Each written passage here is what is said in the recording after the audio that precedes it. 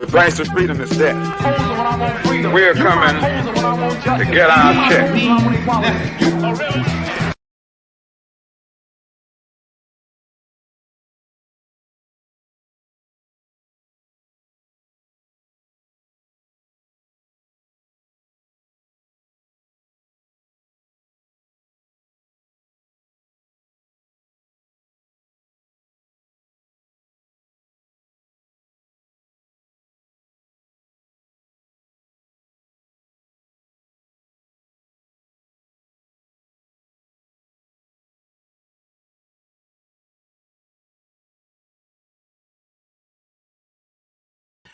I don't know why my mic turned off. My bad, y'all. Thanks, Eric. Appreciate you. Shout out to our brother Eric. But B1, everybody. B1. My mic was not supposed to turn on. They messing with me already. I don't know. But it's on now. B1, everybody. Welcome to the Afro Elite YouTube channel. I am your host, Afro Elite. And before we get started, please make sure you guys subscribe and hit that notification bell, hit that like button, share this on your various social media platforms, because all of those things help the reach and the growth of the channel. All right. I appreciate every single last one of you all for being here and supporting. All right. Shout out to, we got our brothers and sisters in here already. Y'all ready for tonight. Okay. Our brother DBS been ready. Our sister Jazzy has been ready. B1 to Sister Jazzy, B1 to DBS, I see you, sister. Appreciate you being here. Our brother Black Alpha is in the building. Shout out to Black Alpha. Y'all, if y'all missed our last broadcast on Juneteenth, it's a must-see. You have to see it. Have to. You can't miss out. Okay, we got a good brother Derek in here. B1 to Derek. Nightfall Drop is in here. Jay the Informant. I see you, brother. Hurricane Battle God. And I can't really see the name. And Renell. Okay, B1 to you. Ricky is in here. My voice. I see you, brother. Okay, we in here. Brian is in here. Now, let me make this. All right. Dr. Umar, shout out to, I think they call, what are they called exactly? The podcast that did this is called the Daily Wrap-Up Crew. All right. So they did an interview with Dr. Umar. Now, I've seen some of the content from the Daily Wrap-Up Crew. They seem like some pretty solid brothers, so shout out to them. And shout out to them for this interview.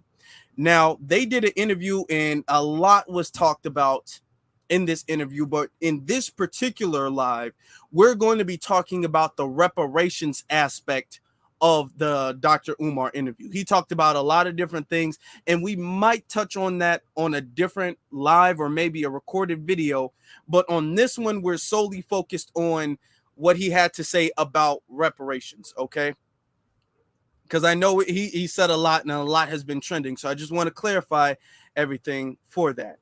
Now, I saw this on Twitter, which led me to see, inspired me, I would say, to really touch on this. So I'm going to share it to you now.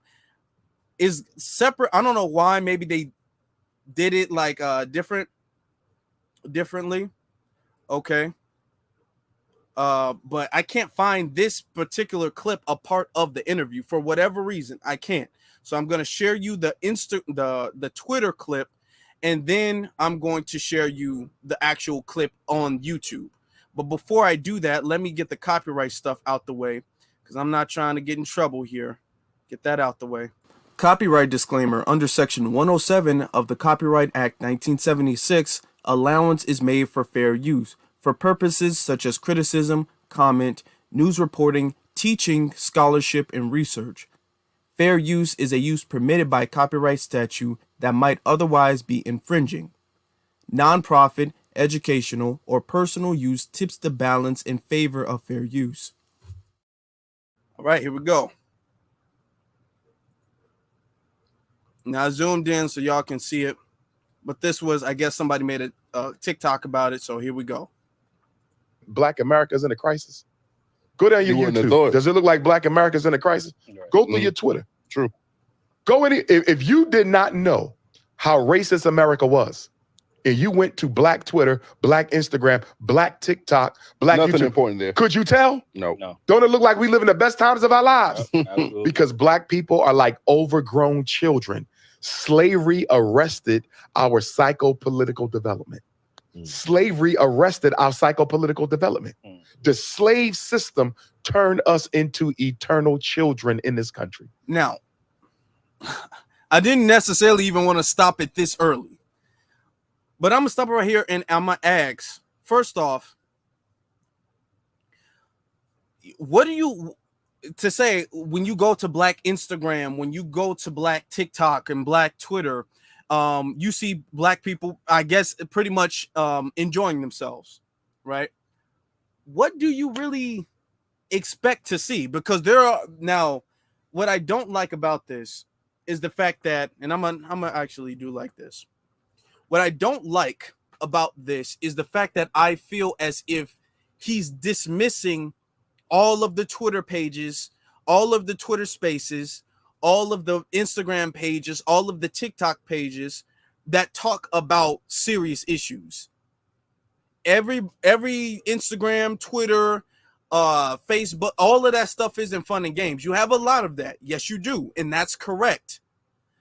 But I have a thing where I feel like he's on one side of the issue and he's using the most extreme example and he's generalizing, and we're really going to get into that because everything he says isn't wrong, but the issue is that he has an angle and he has like a biasy to a degree. And so, you know, I'm not making this so people dislike Umar. I think Umar is very intelligent. If we're going to be honest, I think he's very intelligent. All right. And I feel like Umar is valuable to the community. He just has certain things about him that stops him from being as valuable as he really could be. Okay. One of the things he does that I don't like, and I feel like, and I will say this to him, if we had a conversation respectfully, as intelligent as he is, what he does is he overgeneralizes on the negative aspects of black community. Everybody in a black community is not goofing off, is not out here flaunting. Everybody is not out here, you know, making it seem like there is no crisis. You have black people, and you've had black people who use their pages completely dedicated to talking about the issues within the black community and trying to fix the issues within the black community. No, it's not most. Most people of any ethnic group, of any racial group, are not activists, you know, are not out here advocating for the community.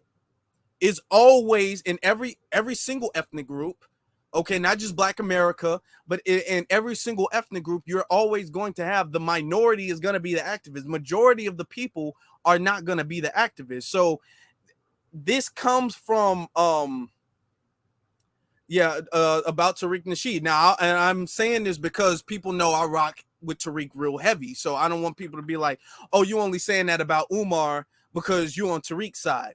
I'm saying Umar is very intelligent. He's not stupid. He's not dumb. And I'm not even saying he's a coon, but he makes coonish statements. I'm gonna be honest. He does make off-code coonish statements, and we're going to get into that. He's not perfect, and we're going to get into that. There are some things he said in this video that I agree with. I strongly agree with. And then there's some stuff he said that I'm all like, that's a coon statement. You sound like a coon, a straight up off-code Sambo, and we're going to get into that. But I want to stop right here just to preface this, all right? The whole black people acting like there's no crisis. To a degree, that is true to a degree. But you have to also factor in the fact that there are a large amount of black people who on the daily basis talk about black issues. All right? Now, let's continue. Hold on. What do children do? They spend their money on the things that they like, Right. and they beg their parents for the things that they need. Is that not Black America? $2 billion on Air Jordans every year. You're right. $4 billion on liquor. $30 billion on hair and beauty, nearly $1 billion on chicken, turkey, beef, and pork, multiple billion on video games, multiple million on children's cologne. But half the black boys in America in 4th grade can't read on their grade level. That's a fact. Half the black boys in America in 8th grade can't read on their grade level. Definitely. But we spending $21 million on cologne. I don't excuse nothing. Now, okay. To a degree, let's be honest. Black people, Black America can have better spending patterns as a collective. Okay. Do we spend too much on consumer items? I don't think anybody could say no. But I don't like when he does this, because somebody in the chat room, exactly, it's a degree of pocket watching and micromanaging of what Black America spends their money on. And I can understand, if you want to help Black America, of course, you're going to have to analyze where the money goes, what we spend our money on. But he's all like, oh, you spend this much on Jordans, you spend this much on this, you spend this much on this, and Black kids can't read. Okay. You have to add a lot of context to that. Because it's not Black Americans can't read because we don't care about Black kids not reading. That's because the school system has failed. And it's not about the fact that Black people don't care about the school system. All right. That's it. So you have to add context to that. You can say that we do overspend on a lot of stuff, but you can't say, oh, well, the 4th grade kids can't read, and that's because you're making this false correlation when there isn't one. A bunch of kids in the 4th grade, they can't read at their grade level, and that's a problem.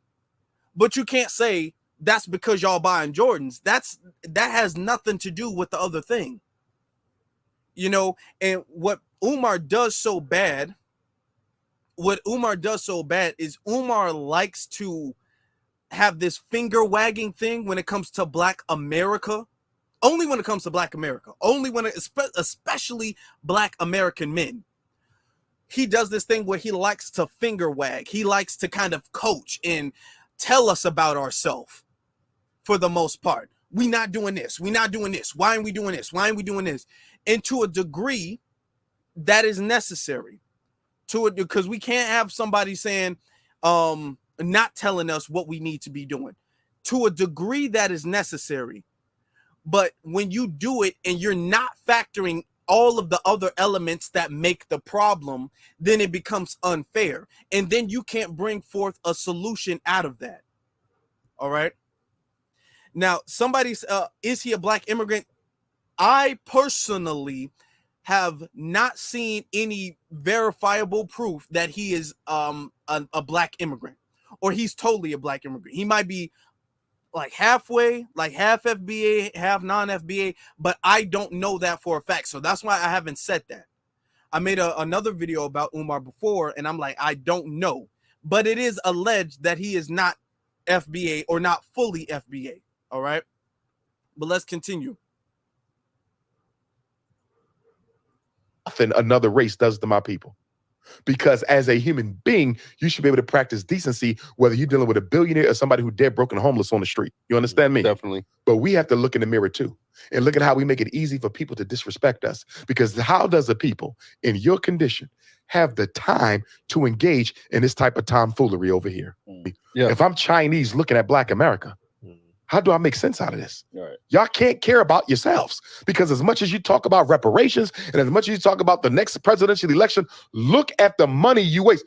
Imagine a Korean walk into a Black community meeting on reparations, a Korean, and stand up and say, can I ask y'all a question? Why y'all in here arguing over reparations when y'all done turned my people into $1 trillion nation? Take $30 billion off y'all people a year. $30 billion a year. How much have we give the Koreans over the past 30 years? What's 30 billion times 30 years? And you talking about reparations? You see that? But Black people are in denial about our self-hate. Now, that's where the video cuts off. So I just wanted to play it the whole way through. Now, here's the thing with that, though. Koreans don't have a say. They shouldn't have an opinion. And this is why I say it's so very important that we frame reparations properly. Reparations is supposed to be a debt that is owed. Something was taken from our people. All right. So something is owed to the people that it was taken from. That is it. All right. Now, when you frame reparations in another sense, like, oh, we need reparations so we can get up on our feet. Okay, I get that. But when you frame reparations like, hey, the only way we can make it is reparations. This is why you don't see me framing reparations that way. Because I only, specifically me, I'm talking about myself, I only frame reparations as if it's a debt, because that ends all of the other arguments. That ends, well, you spend money on them, you spend money on the Koreans and everything like that. Okay. And I've and to a degree, that is true. We do overspend with non-black businesses and black beauty supply stores and stuff like that. We do. Okay. Let's put that in context. I fully agree that we do. I do not support their businesses, especially being in our community and being funded and patriotized by our people. I don't. Let's put that into context of the fact that most of the shops that they have, those shops are very difficult for black people to obtain. Not only are the shops difficult for black people to obtain, the supplies, the stuff that they get in bulk from other parts of the nation, the stuff that when they buy wholesale, they don't like to sell wholesale to black businesses. You have to factor all of that in, all right? And black hair is the most expensive hair to take care of. We don't have the hair everybody else has. We can't go to the dollar store and buy no little cheap $2 shampoo.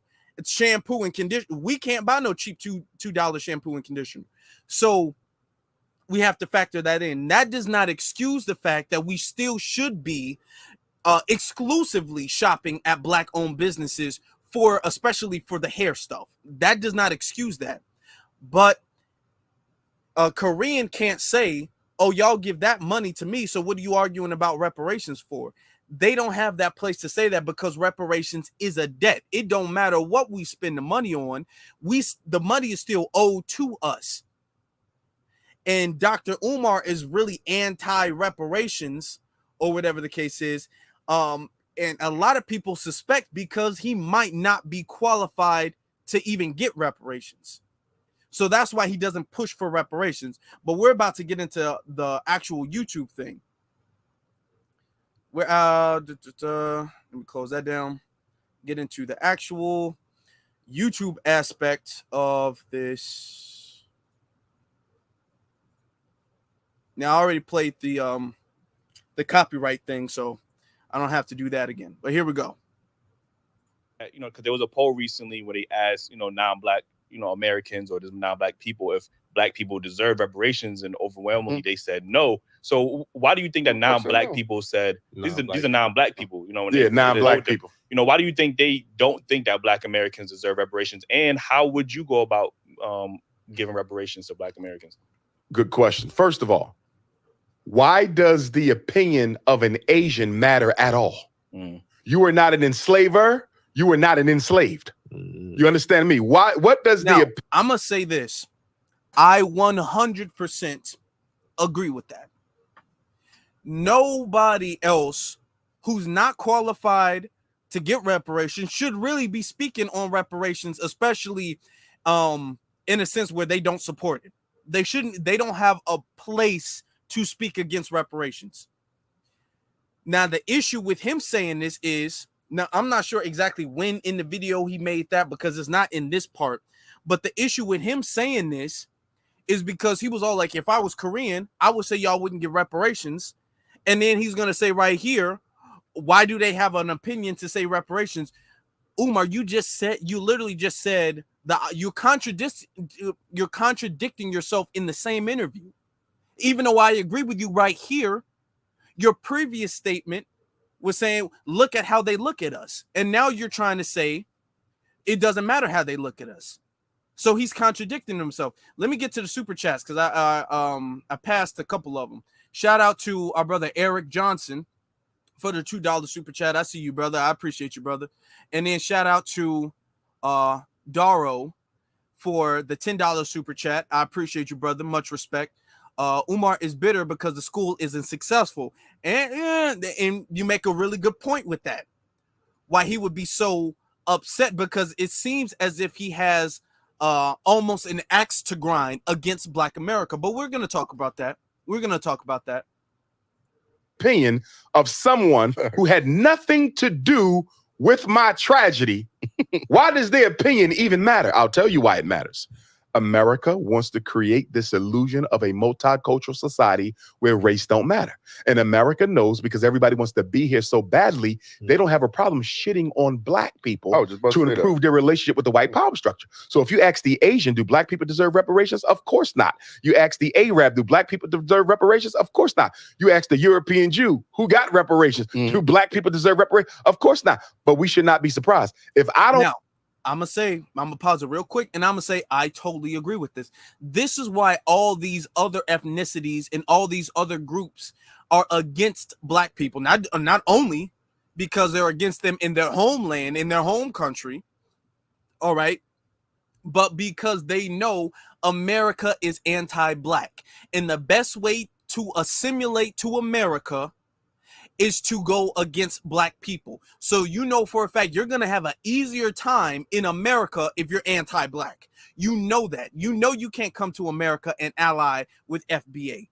You already know that. It's easier to go against them because the dominant society will elevate you and promote you. They're not sending Black people over here or non-Black people over here that's going to support. They like to send the anti-Black people over here. So they cherry pick the anti groups from their country to come over here. So that is correct what he's saying. Don't value Black life. Why the hell would I care about you receiving compensation for unpaid labor, damages, and harm? They don't value African life. So of course they don't give a damn about you getting no reparations. You understand me? Right. Because they're not approaching this question from an issue of justice or perspective of justice or equality. They're approaching this question from a perspective of racism, bigotry, bias, and discrimination. Right. Nobody wants Black people to get anything because they want to take your place. You understand me? The Asian don't want you doing better than them in America. You understand? The Arab don't want you doing better than them in America. The European Jew don't want you doing better than them in America. The Latinos don't want you doing better than them in America. So of course, if somebody put a microphone in their mouth and say, should Black people get something that you're not going to get, why would they say yes? They prefer us to be a punching bag. Absolutely. Exactly. And now I agree with that. Especially the last part that you're not going to get. Now, if this was reparations for quote unquote minorities or reparations for people of color, they would all be all like, oh yeah, of course reparations. America owes all of us reparations. But the fact that we're so specific about who gets it and who doesn't get it, that's why everybody's opposed to it. So and like I'm saying, the issue with Umar is not that he's completely off, is that he has a specific angle and an axe to grind that he does not want to fully come out with and acknowledge. So he says some good stuff, and then he'll say some way off the wall shit. But let's continue. And my question is, it's none of your business. All right. This is an issue between Black people and white people. What the Chinese man thinks is irrelevant. What the Latino thinks is irrelevant. What the European Jew thinks is irrelevant. What the Arab thinks is irrelevant. You're not the enslaved or the enslaver. Who the hell cares what you think about it? But because we're so multicultural, the power structure can use those non-Black opinions against us. Because they can say, since you see the Latino as your brother and sister, since you see the Arab as your brother and sister, and we are all Americans, because Black people love that Americanism, which is another reason why we're not going to get reparations, because the white man knows you would rather be an American and get reparations. If you got to choose between the two, most Black people want that red, white, and blue flag more than anything else, right?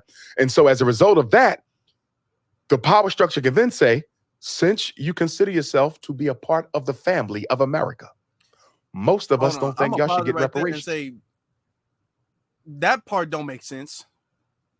you'd rather be an American than get reparations. How you gonna get reparations outside of America?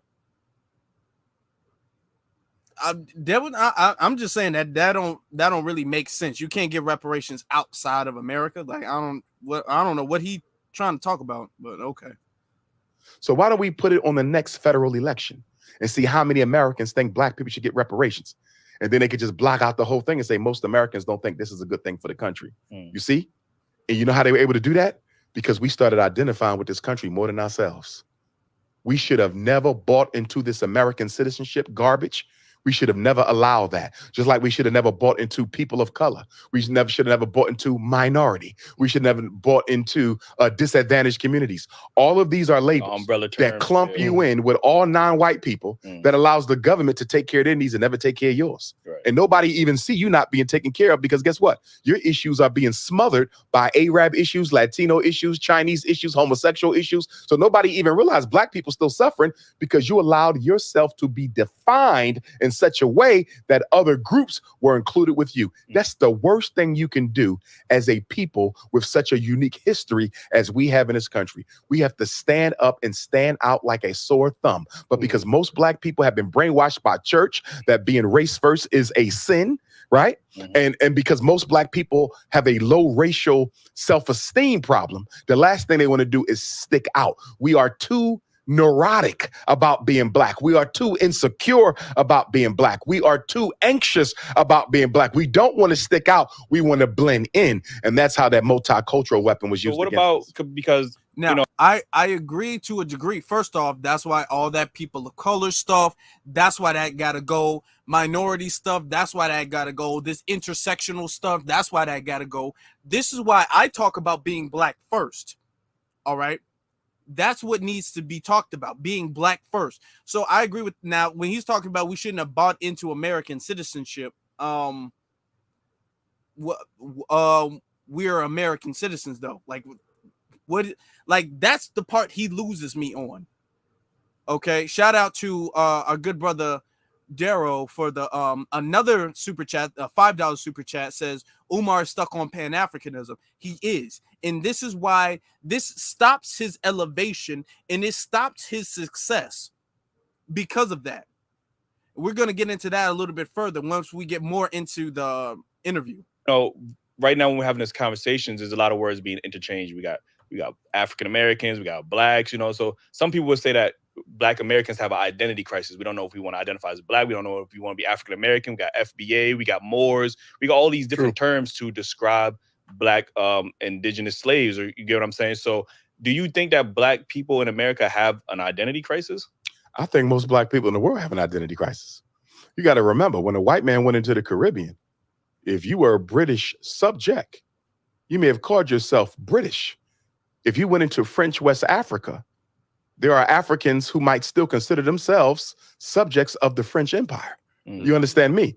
Most Africans globally have an identity crisis because we have been conquered by white people. Remember, only once upon a time, the only independent country you had on the face of this earth that was black was Ethiopia. That's the only free black country on the face of the earth at one time. And we were forced to do what? Speak out, speak our oppressor's language, wear his clothes, worship through his religion, and identify with his flag. Right. So we all had, and many of us still have, an identity crisis. Now, as far as all the different ideologies and political ideologies, here's what I say to that. I don't give it a lot of attention because I think most black people know they're from Africa. Right. So when people lie and say you're not from Africa, you're a Cherokee or a Choctaw, this or that, most black people have enough common sense and command of the history to know where they came from. I mean, you have DNA analysis now. We don't even have to debate this philosophically. We can find out genetically. Give some blood and let's see if the Cherokee Nation comes up on the damn paperwork. You understand me? It's not going to come up because you're an African. Right. But again, nobody wants to be on a losing team. So no. Pause it right here. I did a video, a live, a while ago. It's in the playlist. It's in my reparations playlist where we talked about the DNA of black people being native to America. We talked about that. Now, when it comes to DNA going back centuries before 19, because they say black people, we all came here from the transatlantic slave trade in 1619. So the further back you go, the harder it is DNA wise, going back those many years. And they said it, the doctors, the white doctors. So you know how it's true if white people say it. The white doctors are saying going back farther, okay, the DNA gets more spread out, okay? Because let's think about it. You have 4 grandparents, okay? You got 2 grandparents, your grandma, grandpa on your dad's side, your grandma, grandpa on your mom's side. You have 8 great grandparents. Your parents' parents, your mom's parents, your dad's parents, and then their parents. Okay, so it spreads out, it multiplies each and every time. You go back to you go back what 50 years, 60 years, and you're going to 35 great grandparents. So the DNA gets spread out that way. You had a lot, you did, and I've never denied this, but you had a lot of Africans from Africa coming to this land. You had a lot of Black Native people, and we had Dr. Winters on not long ago where he was talking about this. You had a lot of Black Native people who were already here. To be totally honest, no historian says that there were no Black Native people. You have historic records saying that there were Black Native people on this land prior to the transatlantic slave trade. You had a lot of DNA mixing and all that. So a lot of that stuff does get distorted. Another thing too, is that, yeah, you might have Black DNA is going to be the strongest DNA. So you might have half your family might be from West Africa, and then half your family might be from Cherokee or whatever the case is. Because it's so spread out, the DNA test, which is going to be flawed naturally, even the scientists will say that, going back that far, or it's not going to be as accurate going back that far. And there was a whole video where doctors were saying this. Okay, so it's not me theorizing. All right, it's going it is a higher percentage that is going to say African or ties to Africa than America. And there were Black people from Africa who were in America, who were doing transports and all that stuff in America. So they might have had some West African DNA, but they were still native to America. You can test the DNA. If you test the DNA of Native Americans today, their DNA goes back to Africa. Nobody talks about that part, but their DNA goes back to Africa. But nobody argues when they claim that they're native. But when we claim that we're native, we have to have 100% native DNA. Nobody DNA tests no non-Black people. And a lot of their DNA is all mixed up because of the years and the generations of spreading the DNA out. So you have to factor all of that in. All right. But let's continue. Look at the contradiction. We'll get mad at a Jamaican African brother or sister who doesn't identify with us. We'll get mad at an immigrant Nigerian African brother or sister who don't want to identify with us. But you got American Africans right here who will tell you they're not African. I'm a Cherokee. Crazy. I'm a Native American. I'm an alien. I'm a this, I'm a that. And we don't say nothing to them. You see, so how is them not wanting to be an American African any different than a homegrown American African telling you I ain't African? You see what and let me tell you how it's different. Africa is a continent. It is not a race. There's a lot of Pan-Africanists. They like to use African as if African is a nationality or a race, which it is neither of. Africa is a continent. It is not a nationality, nor is it a race. All right. Now, we are Black. Black is a race. This is why we do the Black first thing. Black is a race. Africa is not a race. So you're saying, okay, we're not arguing they don't want to identify as African. We're arguing that they don't want to unify as Black people under the guise of us being Black first. That is our problem. When we say, and I'm not even saying, but when we say we're not Africa, we're not African, we're identifying with our ethnic lineage here. All right. The issue with Pan-Africanism is that the fact that they act as if ethnicity doesn't exist at all, and we should all be this African thing. No, everybody is not. Every black person is not from Africa to that degree. Yes, we have ties to Africa from half a millennia ago. That was half a millennia ago. If we're still African, then damn it, if you're going to stretch it back that far, everybody in the world is still African. Asian people are still African because they migrated from Africa to Asia. The Europeans are to a degree African, despite, I guess, the Neanderthal snow stuff reset them. But they don't make that argument. That's the flawed argument of saying everybody is African, because everybody's not African ethnically. Now, do you have DNA traces back to that? Now, you can argue we're black as a race, but are we connected to the African continent? No, we've been removed from there for centuries. That we're not first, second, or even third generations removed. Okay, we're hundreds of years removed from Africa. We've developed a whole new language, our DNA is even different. We have DNA ties, but our DNA is not even the same in America that it is in Africa. So when we say we're not African, it's not because we hate the continent. That's the issue with Dr. Umar, the way he words that, is because when we say we're not African, oh, that's because you hate Africa. It's not got nothing to do with hating Africa. When a Japanese person says that they're not Chinese, it's not because they hate the continent of Asia. It's because they identify with their ethnicity. All right. So that's he's wrong when he says that. What I'm saying, the harm is equal. So why separate it? See, as Pan-Africanists, we don't see there's really no differences.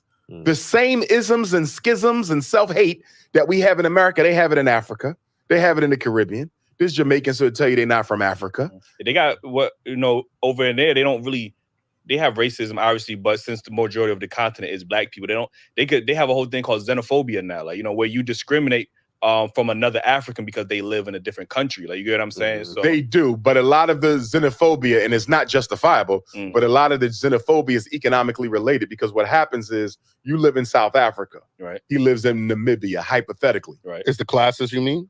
No, stay with me. Yeah. So you are boycotting your job because y'all want higher pay.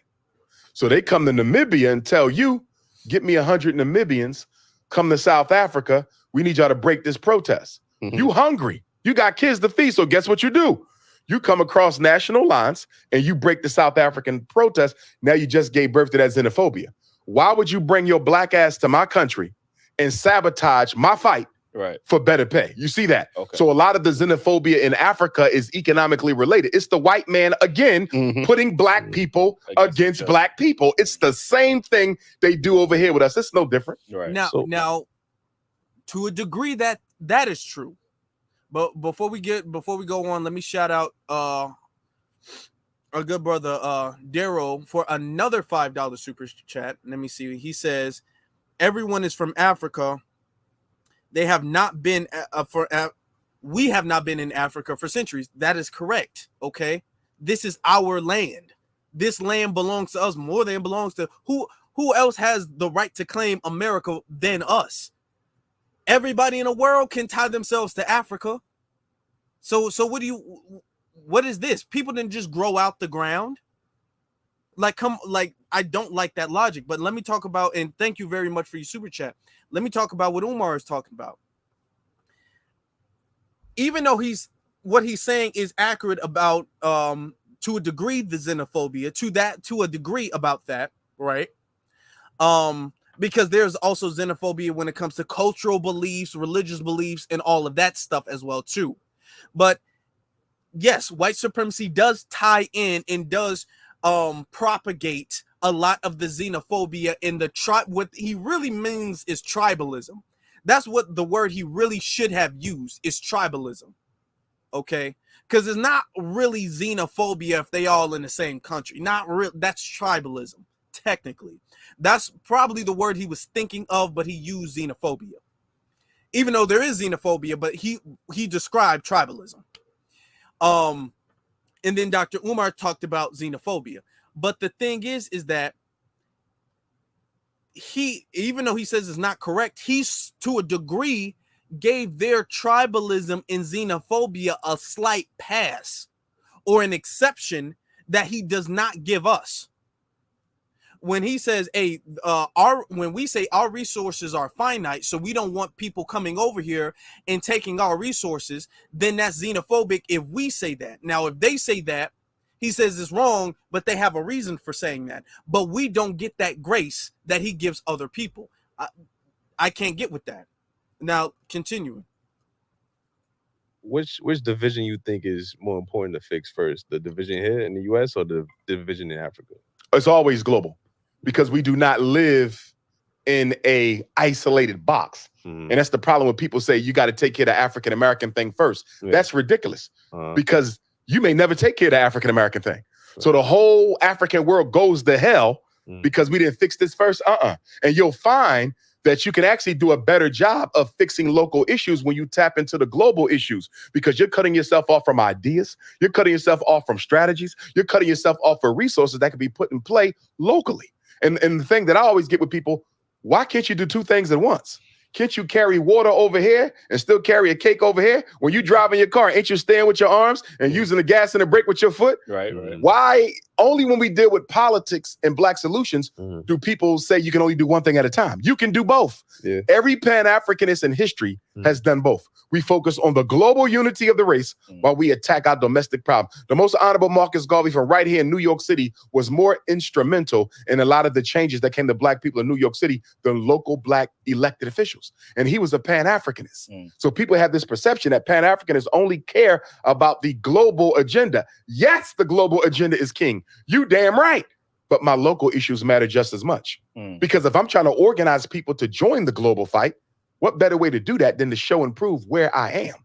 You understand? Right. I'm a Pan-Africanist, but name me a school psychologist who put some more work for our kids than me right here in America. Nobody. Right. Historically, there's no psychologist who's ever done for Black people what I've done for Black people as it relates to training parents and making sure they can protect their children. I'm the greatest in that area, but I'm still a Pan-Africanist. Why can't I? Now, okay. Let's break that down. Let's break that down. And shout out to our good sister, Kyra, for the $4.99 super chat. She says, matching the donation again, Doro. Okay, so there's a little competition going on. I like to see it. Much appreciate you, sister. I appreciate you, beloved. Now, thank you. Here's the thing with that. Somebody was saying Dr. Umar tells half truth. To a degree, listen. And this is why I say everything needs to be taken in its proper perspective and in context, because he's talking about you can focus on this and you can focus on this. You don't have to completely say, I don't care about the Black issue globally. I care about what's going on here. And this is why when we talk about B1, this is kind of the ideology that we're talking about. We care about ending global white supremacy, not just white supremacy in America. Don't let nobody tell you differently on Twitter. They don't know what they're talking about. But we care about ending white supremacy globally. But the thing is that you do have to focus on your issues in your community, in your country. Because he's saying, oh, you cut yourself off from ideas, resources, other things like that. The thing is, we're not cutting ourselves off from anything. Us as FBA, we've been the only one extending the olive branch. I'm talking about ethnically, collectively, not individually. There has been individuals from the diaspora who are riders, and much respect to that. But collectively, we haven't been receiving any ideas, any support from the diaspora. We have not been. Not nearly to the level we've been giving, not nearly to that degree. We've been giving so much support, ideas, all that stuff with the apartheid. We've been supporting that when it comes to their crisis. When it came to the Haiti stuff, it was a lot of black people supporting that. That doesn't happen when it comes to our issues. The support that we gave to apartheid, we didn't get that support when it came to Flint, Michigan. When it comes to water crisis that happened in America, we don't have the diaspora breaking their necks to support issues in America that with the same amount of energy that we do when it comes to their problems. Okay, so right now we're at this point where, okay, we're keeping the same energy. That's really what it is. And I'm not saying that I don't care about what they go through. I don't want no black ethnic group of people to suffer. I don't. I'm not saying that it doesn't bother me of what they go through, but we do have to focus on our things. You can't put the cape on for everybody that needs help. You just can't, especially if it's not reciprocal, and it has not been reciprocal. That's the problem.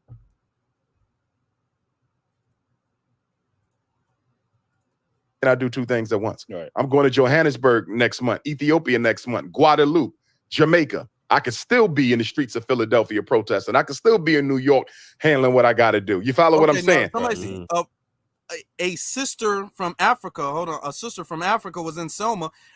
Yeah, there were brothers and sisters from the diaspora, and I will always salute them from the diaspora individually who are helping, but I'm talking about nationally.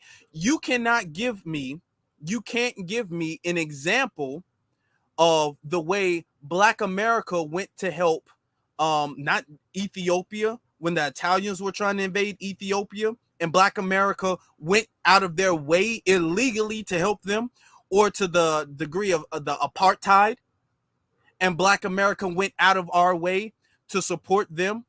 Okay, or when Haiti had their crisis going on at the earthquake, and Black America was doing what we can, and we got on the government for not doing something. Black America was getting upset with the American government for not helping Haiti. Okay, that doesn't happen the same way. You will have some individuals, in much respect, much love and respect to them, from the diaspora who will try to help. But collectively, they don't have that mindset. He was just talking about the xenophobic and the tribalist mindset that they have. They don't have the mindset of, I'm mad at my Nigerian government for not helping America. They don't have that mindset. All right. Our problems are multi-systemic, and the solutions must be multimodal as well. We just can't put all eggs in one basket and wait for that basket to sell before we get another basket. That's ridiculous. You're working on something while he's working on something, while you're working on something, while I'm working on something, while he's working on something. There is no one problem at a time. That's ridiculous. Right. So, what would be your solution to reparations, and how should that be? Well, for me, a couple things. Number one, the psychological cost of reparations has not been effectively quantified yet. That's being left. Now, before we continue, you're saying, I don't know that. I do know that. I know you don't want to believe that, but I do know that, because you can't prove. I'm giving you examples. I'm giving you examples, and you can't give me examples. So that's the proof. But now pay attention to this. Left out of the conversation. You can get more for psychological damage than you could get for unpaid labor. You feel me? 246 years of unpaid labor, that's nothing compared to the psychological terrorism that white people has reaped on our ancestors. That's in our soul, in our DNA, in our blood. I don't hear enough people talking about the psychological cost. That's your biggest pay right there. And when I say pay, I don't say cash, because I think cash payment is a trap. I don't have a problem with cash being on the list, but it should not be primary, especially now, because you have. Now, before we get into why he has an issue with cash payment, right? Check this out. He says we should be paid psychologically for reparations because of the unpaid labor, and I understand that we should be paid for that. I agree. I do agree.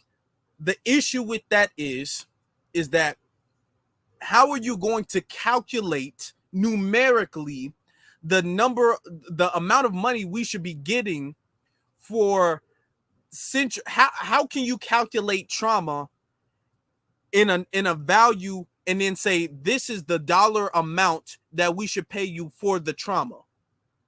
That's going to be very difficult to do with 40 million black people who are descendants of slaves that were slaves for centuries. That's going to be incredibly difficult to do. It's going to be impossible to do. You're not going to be able to do that. Now, we can calculate the wealth that the slaves built for the country. All of the cotton that was shipped around the world, that can be calculated. The railroads that were built, that can be calculated. The housing that was built, that can be calculated. The amount of money the slaves were actually worth, that can be calculated. These things can be calculated. You know what I'm saying? The trauma, we should be paid for. We should, theoretically, we should. Ideology, we should be paid for that. I agree, we should be. How the issue with that is the fact that he's saying we're not talking about that. How do you can't calculate that? No, not a psychologist, not a economist, not a historian. You can't say this is the number because of the psychological damage. Because of, over the whole slave trade. The whole slave trade, which they say started in 1619, and ended, they say, in 1865. How do you calculate the trauma? Nothing physical, just the trauma of you can't. So we should be getting paid for that, but that's not in the discussion because that's not calculable, and he knows that.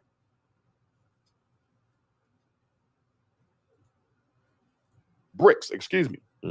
Brazil, Russia, India, China, and South Africa, now, hold on, who are about to float their own, have BRICS, excuse me. Biggest pay right there. And when I say pay, I don't say cash because I think cash payment is a trap. I don't have a problem with cash being on the list, but it should not be primary, especially now, because you have BRICS, excuse me. Brazil, Russia, India, China, and South Africa, who are about to float their own currency. They're going to tie it to the gold reserves in their countries, and that's going to drop the value of the dollar. So if the US dollar is about to plummet, why in the hell would you accept payment for your ancestors' dehumanization through a worthless American dollar? Money is a trap. But all these thirsty reparations. Now, before we get to the attack, let me go out and shout out the super chat. My brother Doro don't want to get beat. He says, as a collective, the diaspora doesn't ride like FBA. That they don't. And instead of people getting offended and people, trying to argue that they do, acknowledge the problem and say, yeah, as a collective, the diaspora does not ride like FBA. We have so many examples of that. So what we need to do is people from the diaspora need to say, hey, we need to get on board.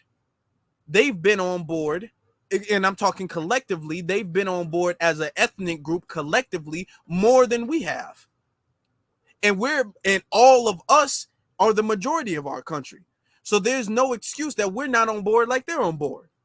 So they need to go to them and talk about that like that. All right. And I agree. Thank you very much for that. Now, about the dollar crashing. People have been theorizing that the American dollar is going to crash for at least the last 15 years. And I'm not going to say it's not going to crash. I'm not going to say that. It's not going to crash. But since the last at least 15 years, the American dollar is not going to be worth anything. It's not going to be worth anything. Why would you even want money? It's not going to be worth nothing. That's why you need gold and silver. Look. The government just found $6.2 billion for Ukraine. Nobody's talking about, oh, we can't give you this money, Ukraine, because the American dollar ain't going to be worth. No. One, if the American dollar is soon not going to be worth anything, give it to me now while it's still worth something. We're not going to play this well in 50 years from now. It's not going to be worth anything. Well, give it to me today then, damn it. All of this American dollar is not going to be worth nothing. And I'm not saying that their prediction is incorrect. I'm not saying it's inaccurate. I'm not saying that.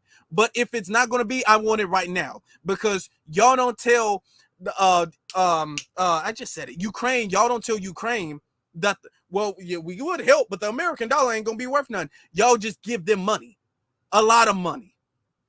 Y'all give Israel a lot of money. Y'all give all these other people a lot of money. The whole American dollar is crashing. Y'all don't tell them that, so don't tell us that.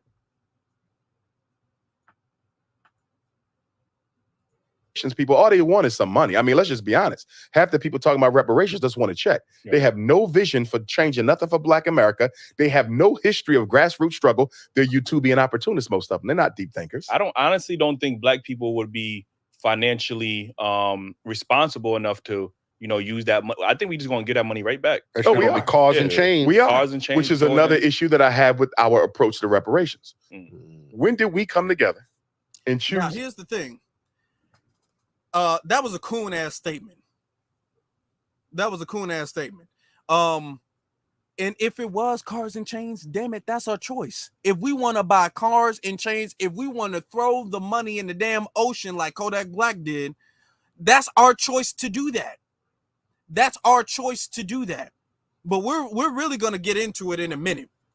I want you to hear what he has to say. Now, he's talking about this YouTubian opportunist. Is YouTubian opportunist? No, it's people advocating. It's the community advocating for reparations. All right, let's continue. People to represent us in this conversation and in this negotiation. Now, hold on. Let me bring it back. Let me bring it back a little We're gonna bit. get that money right back. It's gonna be cars and chains. We are, cars and chains, which is another issue that I have with our approach to reparations. When did we come together and choose people to represent us in this conversation and in this negotiation? Who is it though? People are self-selecting themselves. You know why? Because we are disorganized. So before there's any reparations conversation, before there's any distribution of reparations, we have to first organize and elect the people we want to represent us. You just can't have somebody on YouTube popping up, I'm the face, I'm the face. That's why Black America always gets exploited. Because we are disorganized, anybody can claim to be the leader. You can go out here right now and say you're the leader of Black America, and guess what? Nobody's probably going to oppose you because we are so... That's not true. That's not true. First off, who is claiming to be the leader? There's nobody who's actually claiming to be the leader. Exactly, Jade. He's trying to take shots at Tariq Nasheed. That's really what he's trying to do. And the beef between Umar and Tariq is really showing that Umar is actually kind of bitter and a little bit jealous. And I'm going to just say it. Because you see time and time again, Tariq do interviews. He don't bring up Umar. When is the last time you see Tariq in a whole interview, he talking about shit he's doing, and he don't bring up Umar? Yet, damn it, every interview Umar do, he always throwing shots at Tariq. This ain't even a beef. It's like a one-sided vitriol on behalf of Umar. Talking about a YouTubian opportunist. Yeah, because he has Tariq has a YouTube channel and he's advocating for reparations. He's not a YouTubian opportunist. YouTube is not how he came up, if we're going to be honest. All right. But he's always taking shots. The thing is that nobody is claiming to be the leader. He says, oh, what we need to do is we all need to come together and elect a leader. That don't make no damn sense. That doesn't make any sense. What other group? Hold on. Let me do this. What other group of people does that? No other group of people does that at all. Do you see all Asians coming together? Millions of Asians coming together and then saying, you know what, you guys are going to be the leaders of the Asian community. Who is the leader of the Asian community? Who is the leader of the LGBT community? They get stuff, we don't get stuff. They don't have a leader. It's supposed to be a bunch of people advocating the community itself. This is why we've made the progress we've made. Is because we've moved out, we've evolved from a time where we needed leaders. Back during the civil rights movement with Malcolm X and Dr. King and all of those people, the Black Panthers and all of that. That's during the time when the community needed leaders. All right. Now it's at the time where we don't need leaders anymore. Okay. We're not at the time where we need another King. We need another Malcolm X. We need another Medgar Evers. We need another Huey Newton and Bobby Seale. As an individual, we should all be that. We should all be that. We don't need somebody to be all like, okay, you're in the head, you're in the front, we're all gonna follow behind your lead. That's not how we should be moving anymore. And to be totally honest, that's not how they moved back in the day. The black community didn't all come together and elect Dr. King. Dr. King was not elected. Nobody, they just took the initiative. That's what we're doing now. We're just taking the initiative and saying, I'm going to advocate for the people. It's not even feasible to get millions of black people together and say, who are we going to elect to represent us?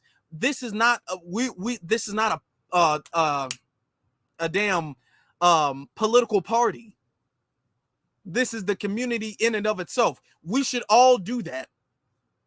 But what he's trying to do is he's trying to take shots at Tariq and saying, who made Tariq the leader, even though Tariq doesn't claim to be the leader.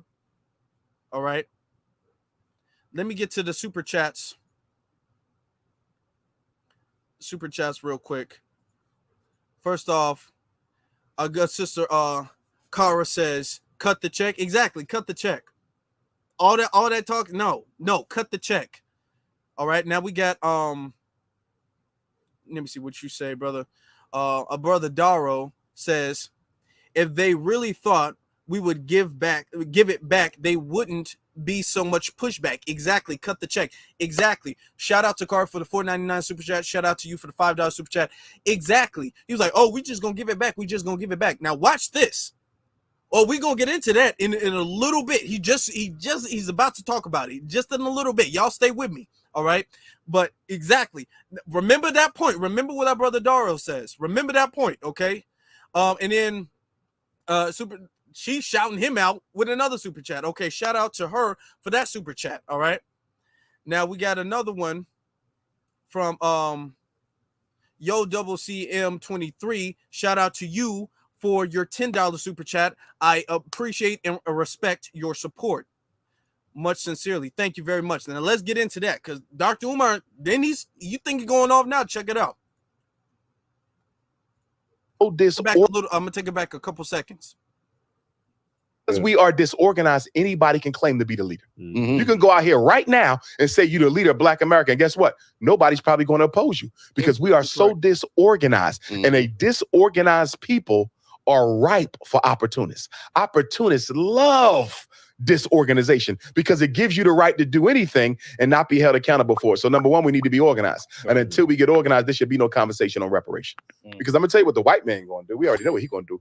He's gonna look for people he can use, and he's gonna give the reparations to them, and he's gonna dictate how they use the reparations. Y'all follow what I'm saying? Yeah, definitely. So he's not sweating this. He said, okay, this is how y'all want to handle this? No organization, no conversation. Just a few, okay, well, let me select him because I know I own him. And let me select him. I know I own him. And y'all going to use this money just for basketball and football. You understand me? Right. It'll be a joke. Right. If what Dr. Umar is saying, if that was correct, we would have gotten reparations. If he was all like, oh, well, if they're not organized to get reparations, they would just throw it away. And for everybody who makes that argument, if that was correct, they would have been giving us reparations. The reason we don't have reparations is because they know that's not what's going to happen. Continuing. A disorganized people should never go to war with an organized people. All right, that's fair. There has never been a war in history where a disorganized group of people won against an organized group of people. Show me where. We can't, and reparations will be no different. On top of that, you need an infrastructure to catch the reparations, to make sure that the black dollar circulates several times before it leaves your community. Right. The black dollar leaves our community in less than 24 hours. So if you accept a cash payout, all you did was serve as a middleman between the Federal Reserve and every thirsty merchant in the black community raping us financially. Because every penny you get from reparations is going to go to the Chinaman, to the Arab, to the Jew. It's going to Mercedes, it's going to Nike. And then black people say, you don't know that that's true. Yes, I do know that that's true. You know why? Because as a psychologist, the best predictor of future behavior is current behavior. Right. So you mean to tell me and before we get into that, if that was, is not, but if that was true, it's our right to do with the money that is owed to us, whatever we want to do with it. This is why we frame the conversation that reparations is a damn debt. If you want to take your reparations, now, of course, we want to fix the community with the reparations. I mean, of course, that goes without saying. But it's a debt regardless. So you're going to pay it regardless. They have to pay it regardless. All right, let me get to the super chat, okay? We got our brother Timbo Slice, all right? The super chat saying, bro, it says, bro, if we play it right, will America and Africa, we will America and Africa. If we play it right, we will America and Africa. The minerals are ridiculous. There is no cell phone without Africa. So that's leverage. I mean, I'm gonna be honest. Thank you for the super chat. If the Africans in the diaspora, if they linked up, if they was on code with us, listen, actually, that's a really good point. Actually, let me pause it right there. And this is what I'm talking about. They got a bunch of natural resources. Everybody in the world is trying to come to Africa to get their resources. They could leverage their resources to get powerful. Africa should, and theoretically, be the most powerful nation due to all of the the most powerful continent due to all of the natural resources.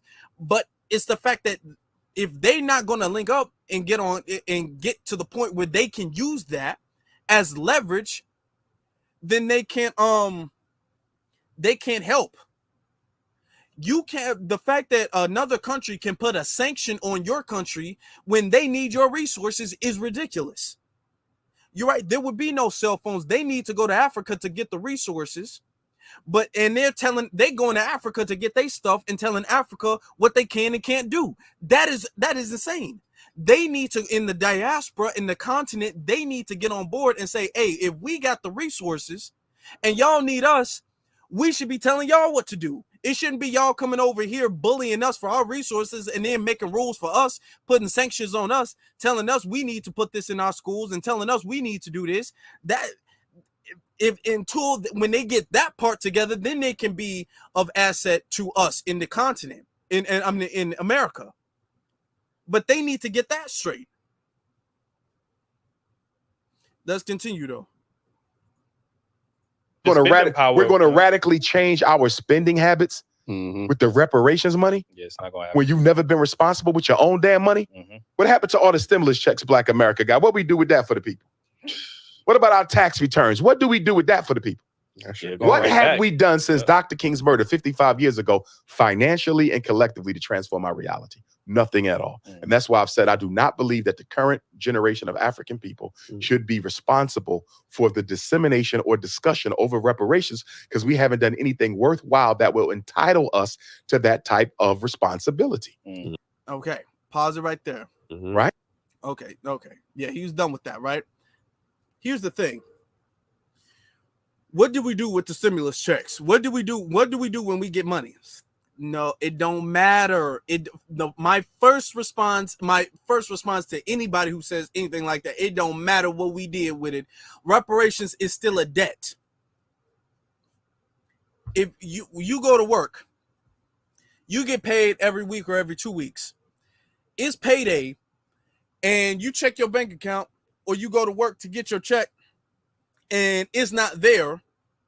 And you send up there like, hey, where's my check? They're like, but what did you do with your last check? You didn't really spend it that responsibly. So we not going to pay you till we feel you spend your money responsibly. It's going to be a big problem.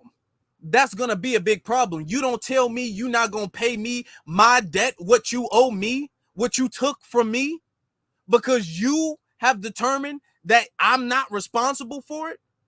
You don't have that right to do that. You do not have that right to do that. That's number one. And then number two, and this is what Umar does. The whole, I want to finger wag at Black America. Finger wagging at Black America. That he does that way too often. Now, here's the thing. Black people with the stimulus checks, the ones who got it, because every Black American actually didn't get a stimulus check. That's actually incorrect. If we all got it, we all didn't get it. That's number one. Number two, a lot of the ones who went through it, and this is why you have to add context to the conversation, because a lot of the people who actually did get the stimulus check, we were going through a global pandemic. A lot of people's jobs were stopped. People were not making money. People still had to pay bills. A lot of Black America's stimulus checks, majority of that went to paying bills and went to catching up. And then a lot of Black people use their stimulus checks to try to start a business. The whole, where the second Black people get money, they all so irresponsible. They just so irresponsible. That's not true. Now, there's a lot of Black people who, yeah, they spent their money irresponsibly. That's true. But the thing is that he has this angle where he likes to finger wag at the Black community. You're not doing this. You're not doing this. You're doing this bad, and you're doing this bad, and you're doing that bad. He has that angle, and the only way he can perpetuate that specific angle is if he looks at the conversation from a very narrow perspective and not factor in all of the other things that add to the situation. That is the problem. A lot of Black people did not waste their stimulus checks. And mind you, I don't know of any Black person who had like a $50,000 stimulus check. The stimulus check was $1,200. In all Black America didn't get it, but it was $1,200. He's talking about what institutions did we build? Was you supposed to build a hospital with $1,200? If me and 5 other Black brothers wanted to do something with our stimulus checks, we not gonna be able to do nothing with our stimulus checks. He's talking about collectively and steps. Okay. To a degree, that's true. Should we be putting our money collectively doing something for the community? Yes, we should be. Yes, we should be. And he's accurate at that point, in that point. All right. But the thing is that when he says, what should we do collectively with the money? He's also not factoring in the fact that Black people are the number one people who are discriminated when it comes to commercial real estate, when it comes to real estate in general, owning housing. Okay, we're the number one people who are discriminated when it comes to business loans. We're the number one people who are discriminated when it comes to housing grants and all of this other stuff that are just given to these non-Black people. That is just given to them. So it looks as if when you're not factoring that in, it looks as if, well, y'all got Jordans and y'all got trillions, y'all got to spend $2 trillion on Jordans and weave and toys and electronics. But the Arabs, they got stores, they got gas stations, they got businesses. From a surface level, from face value, that looks bad. It looks like we're not spending the money responsibly. When you factor in the fact that Black people are pretty much locked out of all capital that they get access to, then okay, yeah, it doesn't look as bad. And you have Black people who do have businesses, who do have stores, who are trying to make side hustles into businesses. But you can't factor that in when you want to finger wag at the community. And you're not in my thing is not to say don't beat up on Black people. You're actually not being fair, and you're not going to create a solution when you look at things from that. I want to look down at you and not factor none of that stuff in. What do Black people do with their tax returns? A lot of Black people pay bills. Yeah, Black people might do something nice. A lot of Black people, yeah, they might buy a car because they need a car. Black people don't spend their tax returns on 2-3 cars. A lot of Black people, when they in their tax returns, they do stuff with it. Even if Black people do, take a vacation or whatever the case is, I can see if he was all like, what we need to do collectively is we need to start even more so putting our money together for an institution. If he says it in a way where he's all like, you know what, collectively, we can sacrifice a little bit more. And I say we can. I personally, Afro Elite is saying we can sacrifice more for the community. We can. That's true. There's a way to say that without finger wagging, though. Okay? You have to factor a lot of that stuff in. There's a lot of black people, not only do they not build, might not have the access to build institutions, but black people are always donating to something. Black people are always trying to contribute to something. We can look at the situation with our brother Ozone and in his legal fund, and black people are donating thousands of dollars for his legal situation. We can look at I had our brother Ogun on here, and he was talking about baby Micah and his situation, and you have black people donating thousands of dollars to that. All right, so there is a segment of black people who are actively trying to do good things for the community. He's overlooking that because that the angle he's trying to come at the situation with can't acknowledge that part of the conversation. And if he does not acknowledge that part of the conversation, you're not taking a full view of the problem. You're not giving a full, honest analysis of the situation, and you're not going to create a viable solution to the problem. Now, let me get to, there was another super chat. There was a couple other super chat. No, hold on. From our brother Mike. Our brother Mike says, why does he keep including himself in this? It has nothing to do with him. Focus on reparations for Africa in your school, LOL. Hey, some people saying he's not he's not FBA. I don't know that, but that's the thing. And he does that. And a lot of the whole, oh, y'all not building institutions is because Umar felt like when he announced his, let's be honest. Umar felt when he announced his school, black people was just going to just make it happen for him. And a lot of black people were still doing that. A lot of black people were still donating to his school.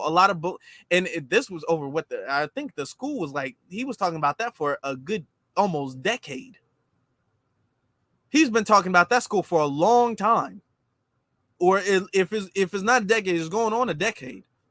He's been talking about that school for a long time. And he felt that black people should just pretty much, the private donations of black society should completely fund the school.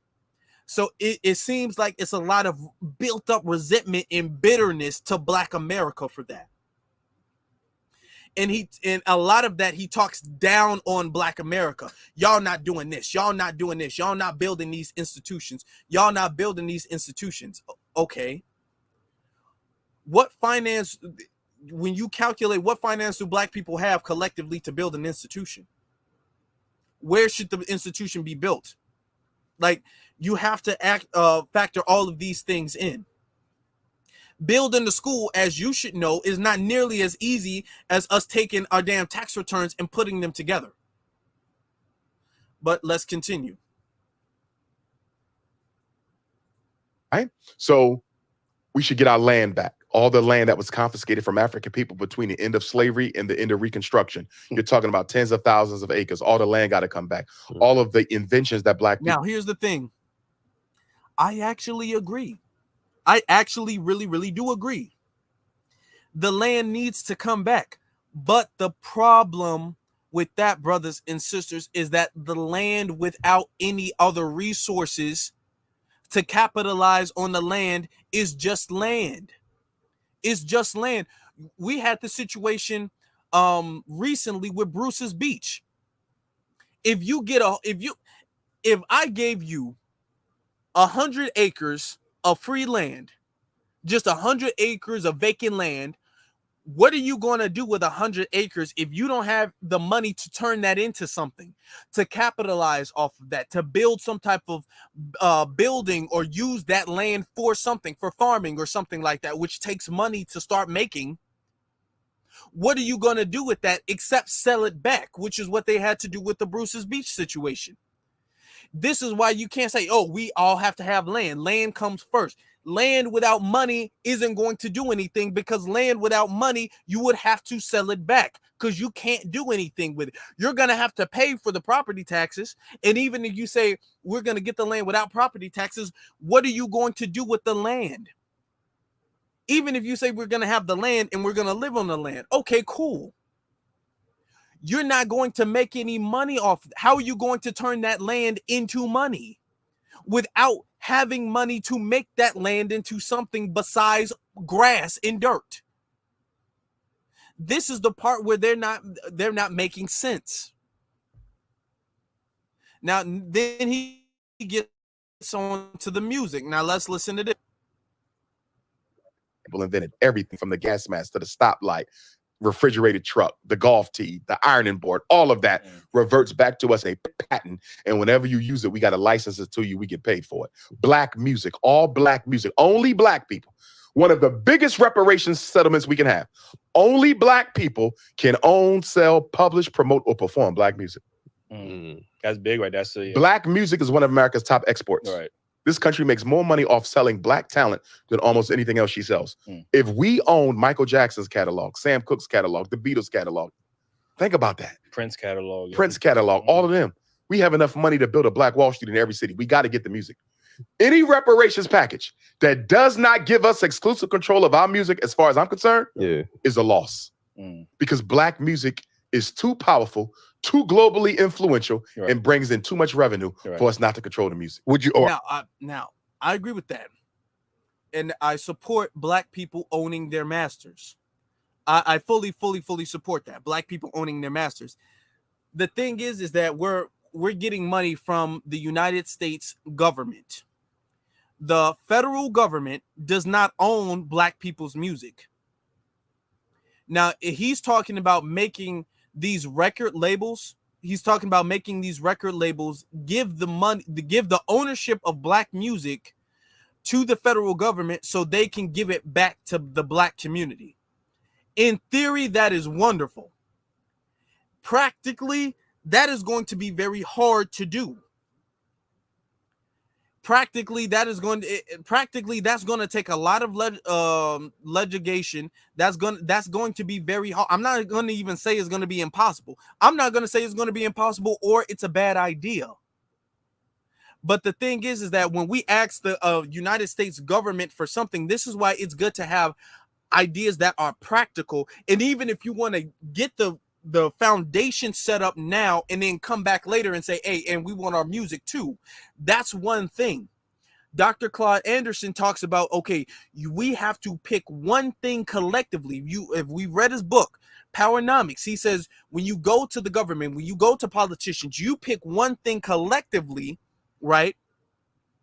And you get that and you become uncompromising with that. You don't come up with this long laundry list of everything from the moon to the sun and say, we want all of that, give it all to us, because that's not practical.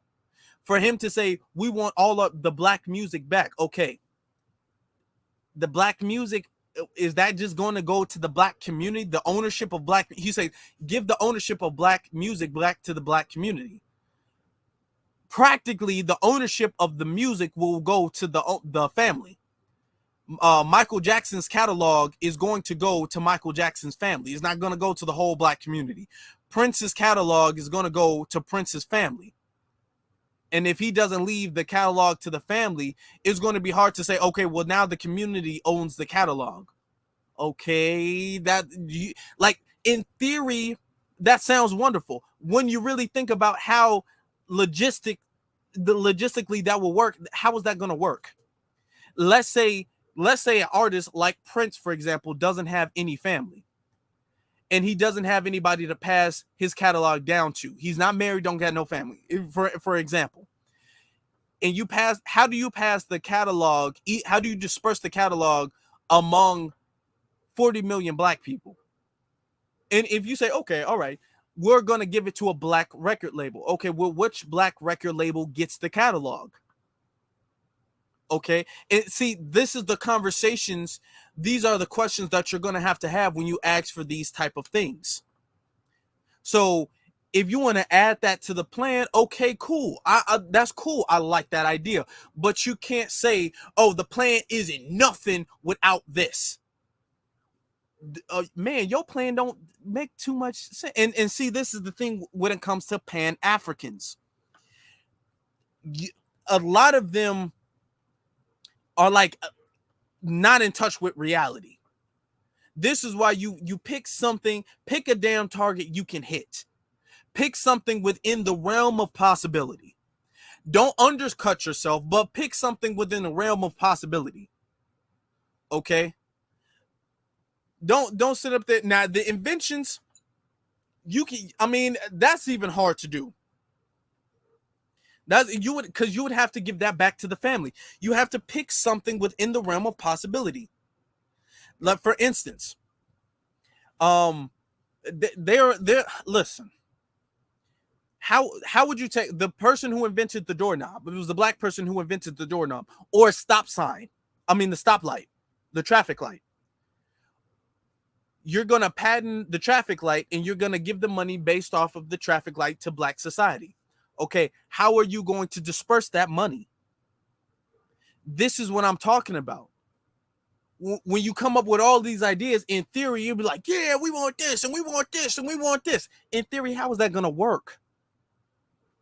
That's like saying because black people weren't allowed to drink at the white man's fountain or his water fountain, every time a white person or a non-black person drinks at a water fountain, they should pay a tax, and they should pay a water tax, and the water tax should go to the black community.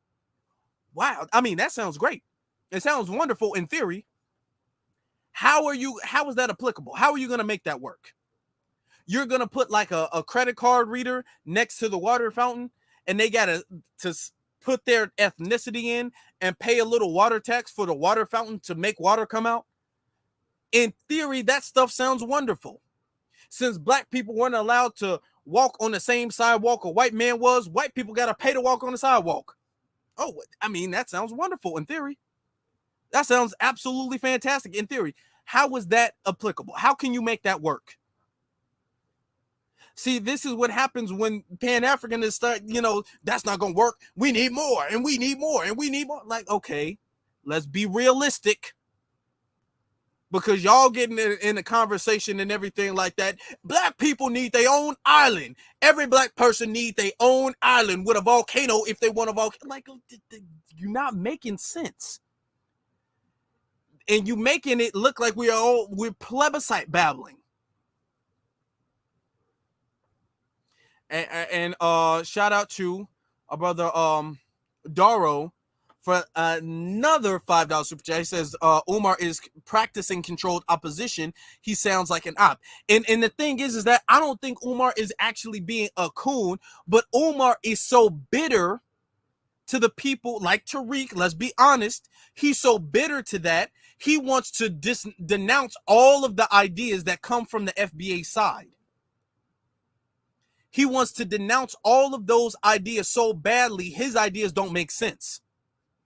Oh, we need cash payments. No, we don't need cash payments. What we need is the land back. Okay, well, what are you going to do with the land without cash?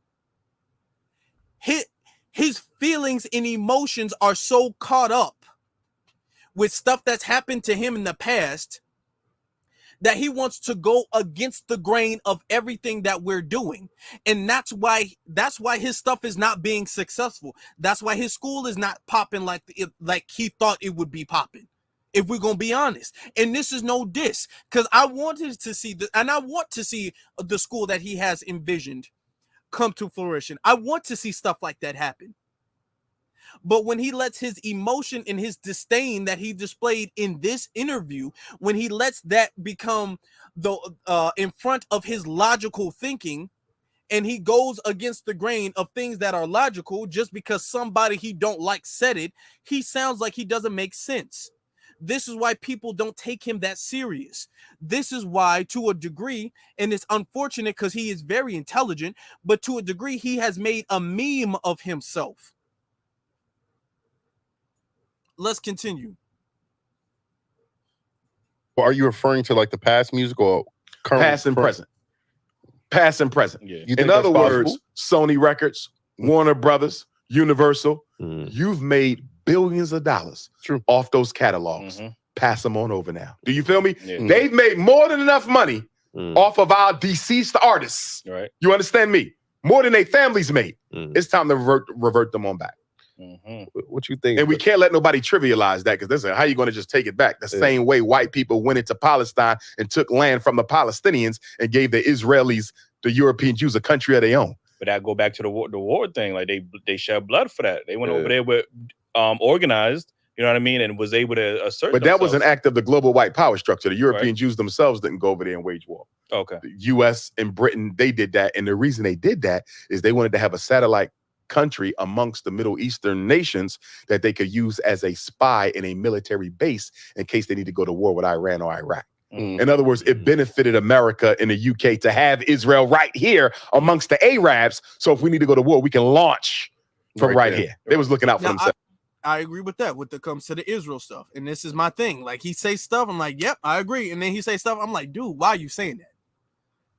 Now, as far as that aspect about the Israel and stuff like that, yeah, they did. America pretty much invaded and made Israel for them. Really. Always. You see.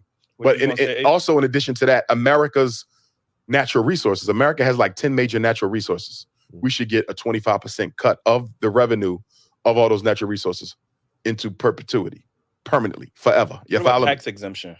Should that be on the table as well? I'm not against it. Okay. It's not the most important thing, though. All right. Because if you're economically empowered, you really don't care what your taxes are.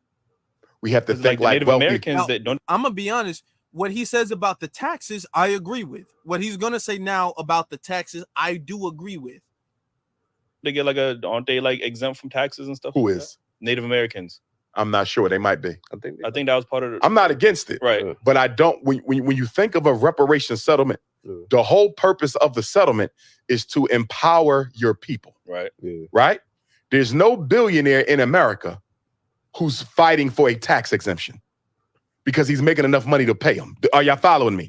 We got to make sure. They find loopholes in the system where they find loopholes to pay less. I agree with that. Yeah. But they're not going to sleep worrying about their tax bill. Jay-Z and Tyler Perry are not losing sleep over their tax bill because they're wealthy. We have to make sure that we don't approach reparations, which is supposed to be an empowerment vehicle for African peoples, with a poverty mindset. You follow me? It's like if somebody said black people should never have to pay to park on the street again. Who the fuck cares? Right. Do you feel me? If you got enough revenue coming in, who cares about that? Right. If we have to be concerned about a tax exemption, then you're automatically telling me that whatever we're getting for reparations isn't enough to sustain our families. You feel me? Yeah. If we got to be concerned about a tax exemption, whatever we got on that reparations list is not enough to sustain us. Because if you still got to hide from your taxes, you're not making enough money. You feel me? Now, I agree with that. And this goes to all of the people who are like, instead of cash payment, we need tax exemptions. We need to be a non-tax exempt. Like, listen, okay, and that's cool. That's cool. I agree that's cool. We all right. We shouldn't be paying taxes principally. Okay, I agree with that. But the thing is that for the people who argue, well, instead of cash, we just need to not pay taxes. No, we need to. Not paying taxes is not going to make you wealthy. Nobody got wealthy from not paying taxes. If you have money, taxes won't be a problem. So I agree with that, and that debunks the argument of, you know what, we need to go for the tax exemption. Somebody, there was a few people saying that before. Tax exemption, no, not that. That's nice. That'd be cool to get. Yeah, it would be, but we need the money first. If you have the money, is going to be the problem. The taxes won't even be as big of a problem. What you gonna do? A broke person who don't have to pay taxes? Okay, that's cool, but you broke. I would rather be in a position of I am rich and I have to pay taxes versus I am broke and I don't have to pay taxes. That means we got to go back to the drawing board.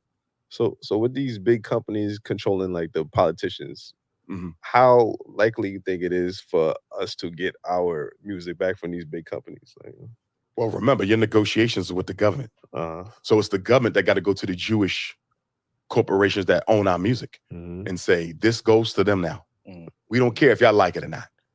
And you know why the Jewish music companies can't say nothing about it? Why? Because they participated in our slavery too. So they couldn't say, well, you know, this was just business. No. Y'all financed the slave ships. You were the ones who paid the slave masters for slaves who showed up deceased or missing an arm or missing a leg, or the ones who committed suicide.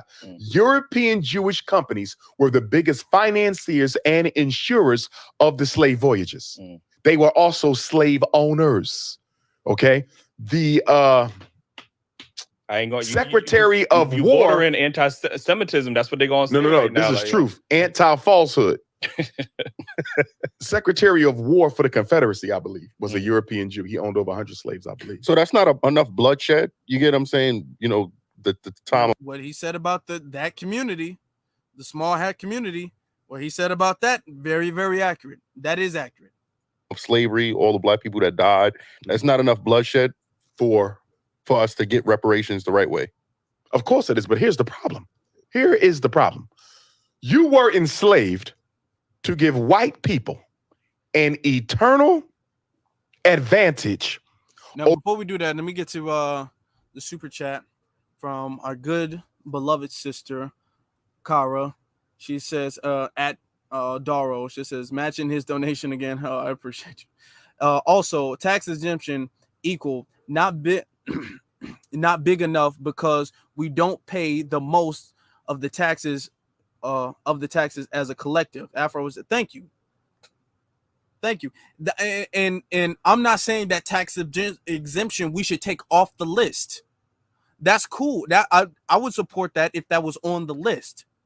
But for the people who want to make that a priority, that's not a good idea to make that a priority. Okay? That's not a good idea. All right. Now he's talking about we need money. Like in somebody in the chat room, right? He's double talking. We need money, we don't need money. If we have money, we don't like. What are you talking, sir? And the thing is like Omar is having an internal battle with himself because he knows the right direction to go in, but he doesn't want to go in that direction because certain people like Tariq, he doesn't like who is going in that direction. So he wants to go a different direction and then kind of hop back and forth between what's like his own direction and then the path that makes sense. Over everyone else in the world, economically and politically, including you. With reparations, you're asking this white man to undo, repair reparations. You're asking him to undo the unfair advantage he spent the last 500 years building for himself. Right. And that's why I'm gonna go back to my earlier point. I don't think we get reparations without war. People have went to war for less than what we are entitled to. And here's the big question you got to ask yourself, because from a Garvey perspective, it's all about power. It ain't about equality. It ain't about justice. It ain't about Jesus. It ain't about voting. It ain't about being an American. It ain't about equity. You know what it's about? The power you have to force the white man to do what he don't want to do. And here's my question. What are black people going to do if the white man gets on television right now and say, I'm not getting anything for reparations? We took a poll and most Americans don't feel it's necessary. Enjoy the rest of your week. Tear up their own community. Yeah, that's what I was going to say. Now, and then they say some cool shit, but before we get to that, all right, here's the thing. Politics is war. We're already at war. We've been in a war. We're at war right now. Politics is war without bloodshed. All right. Now, are we going to put on night outfits and have a shield and a sword and charge the white? Are we going to invade the Capitol like they did? No, we're probably not going to do that. That wouldn't be the smartest idea to do. That's not the only way to put them in a compromising position. Right now, we're already putting them in a compromising position. All right. Politically, we're putting them in a compromising position. Before, they used to completely ignore black people. Now they're even talking. The fact, I want you to understand, the fact that they're even talking about reparations in general is showing that we are putting them in a compromising position. They wouldn't even be talking, they wouldn't be entertaining the idea of HR 40 or nothing. Even though they're trying to dodge it and scapegoat it, they wouldn't even have to do that if we didn't put them in that position. So we are putting them in that position. We're not just like, please, please, please. No. Oh, well, there's nothing we can do. Nobody is doing that. Nobody's doing it. I'm going to show you. He's talking about war. What happened with, and this is what I don't like with the finger wagging stuff he does. Well, if they tell us no, we're just going to go back to work. Okay. All right. They told us no when it came to Derek Chauvin. When he murdered George Floyd, they told us no, that they were not going to arrest him. If we remember that in 2020, when Derek Chauvin murdered George Floyd and the video went viral, super major viral, global, right? They fired him and the officers. They didn't charge him. They didn't arrest him. It wasn't until after the uprisings. It wasn't until after that. Then they was all like, "Oh, my bad, guys. He's in jail now." So we actually are in the like mindset, in the era where we're having like the pull-up summers and stuff like that are getting them in jail. Amber Geiger is another one. What's that other one? There are race soldiers that are being punished and going to jail. And it doesn't take us charging the police station or charging the Capitol to do that. Okay? There is a way, there's the bloodless way to put the enemy in a compromising position to where they have to acquiesce. All right? Now, let me go back and let me see. Because then he's talking about tear up your own neighborhoods. And that's some cool shit. But let's get into that. If the white man gets on television right now and say, "I'm not getting anything for reparations," we took a poll and most Americans don't feel it's necessary. Enjoy the rest of your week. Tear up their own community. Yeah, that's what I was going to say. We're going to protest and tear up our own communities. And And the very next day, you'll be having lunch and cheese with the same white folks who said you don't deserve reparations. That's the sad part. Do you feel me? You have to understand something. We haven't had a comprehensive. Now, I don't like that argument. I don't like that argument because first off, here's the thing. Hey, our sister Jazz is in here. Shout out to Jazz. I don't like the argument because what are we supposed to do? We supposed to just go start snatching people out their house and beheading them in the streets? I don't, because if they tell you no, what you gonna do? What you gonna do? Okay, well, we're going to, they're saying no now. And we're saying no is not an answer. If they've been made polls saying that most of America doesn't approve of reparations, this ain't new. This ain't new. They've been saying no.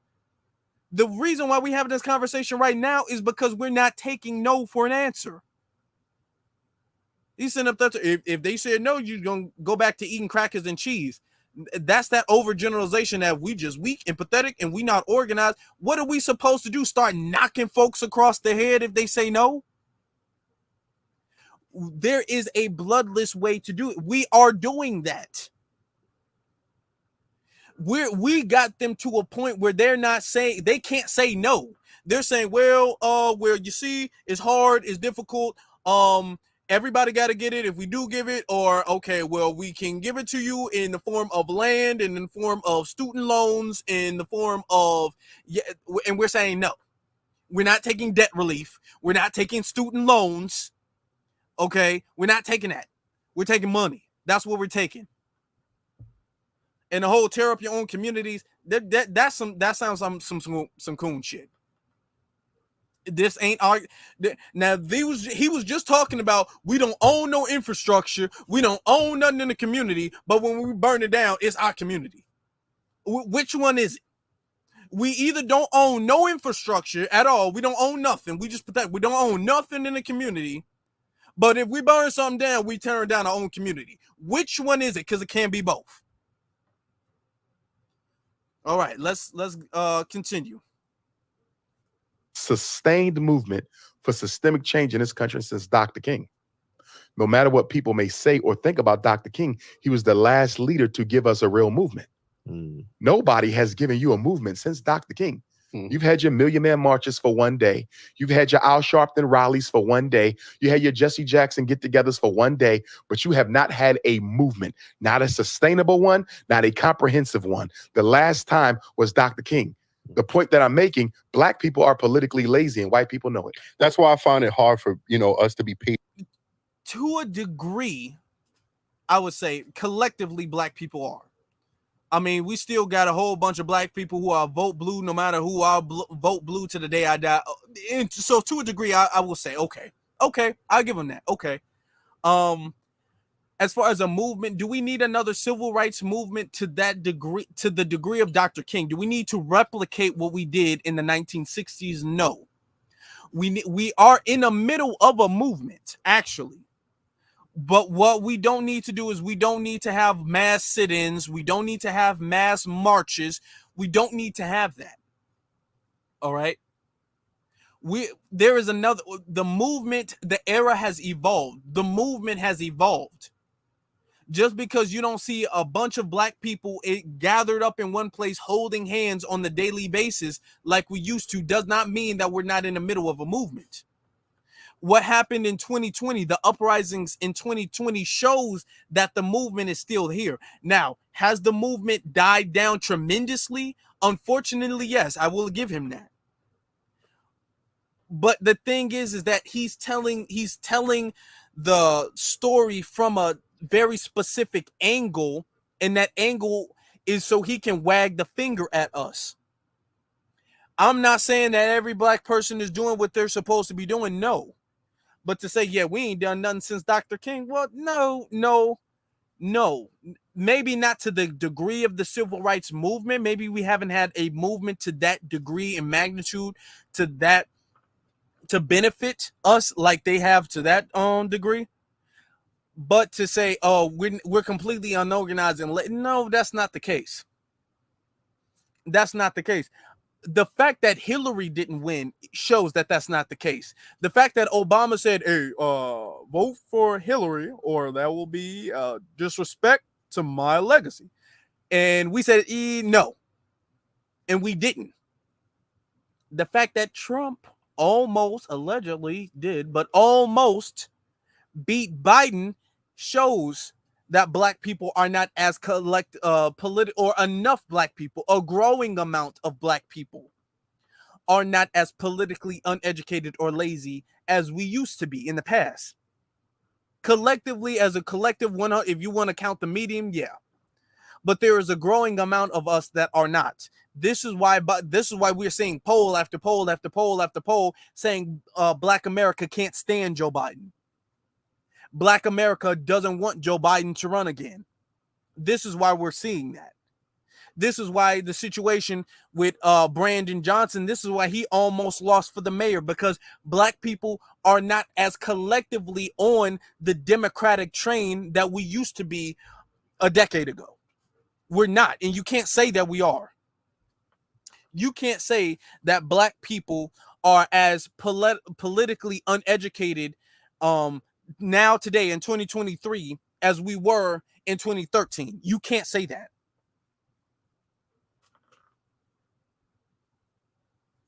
Patriotic for a place that doesn't love or care for us. But we are the most patriotic. Yeah, that's what I'm saying. And you know why we're the most patriotic? Because we're the most psychologically homeless. Black people are very neurotic about their identity.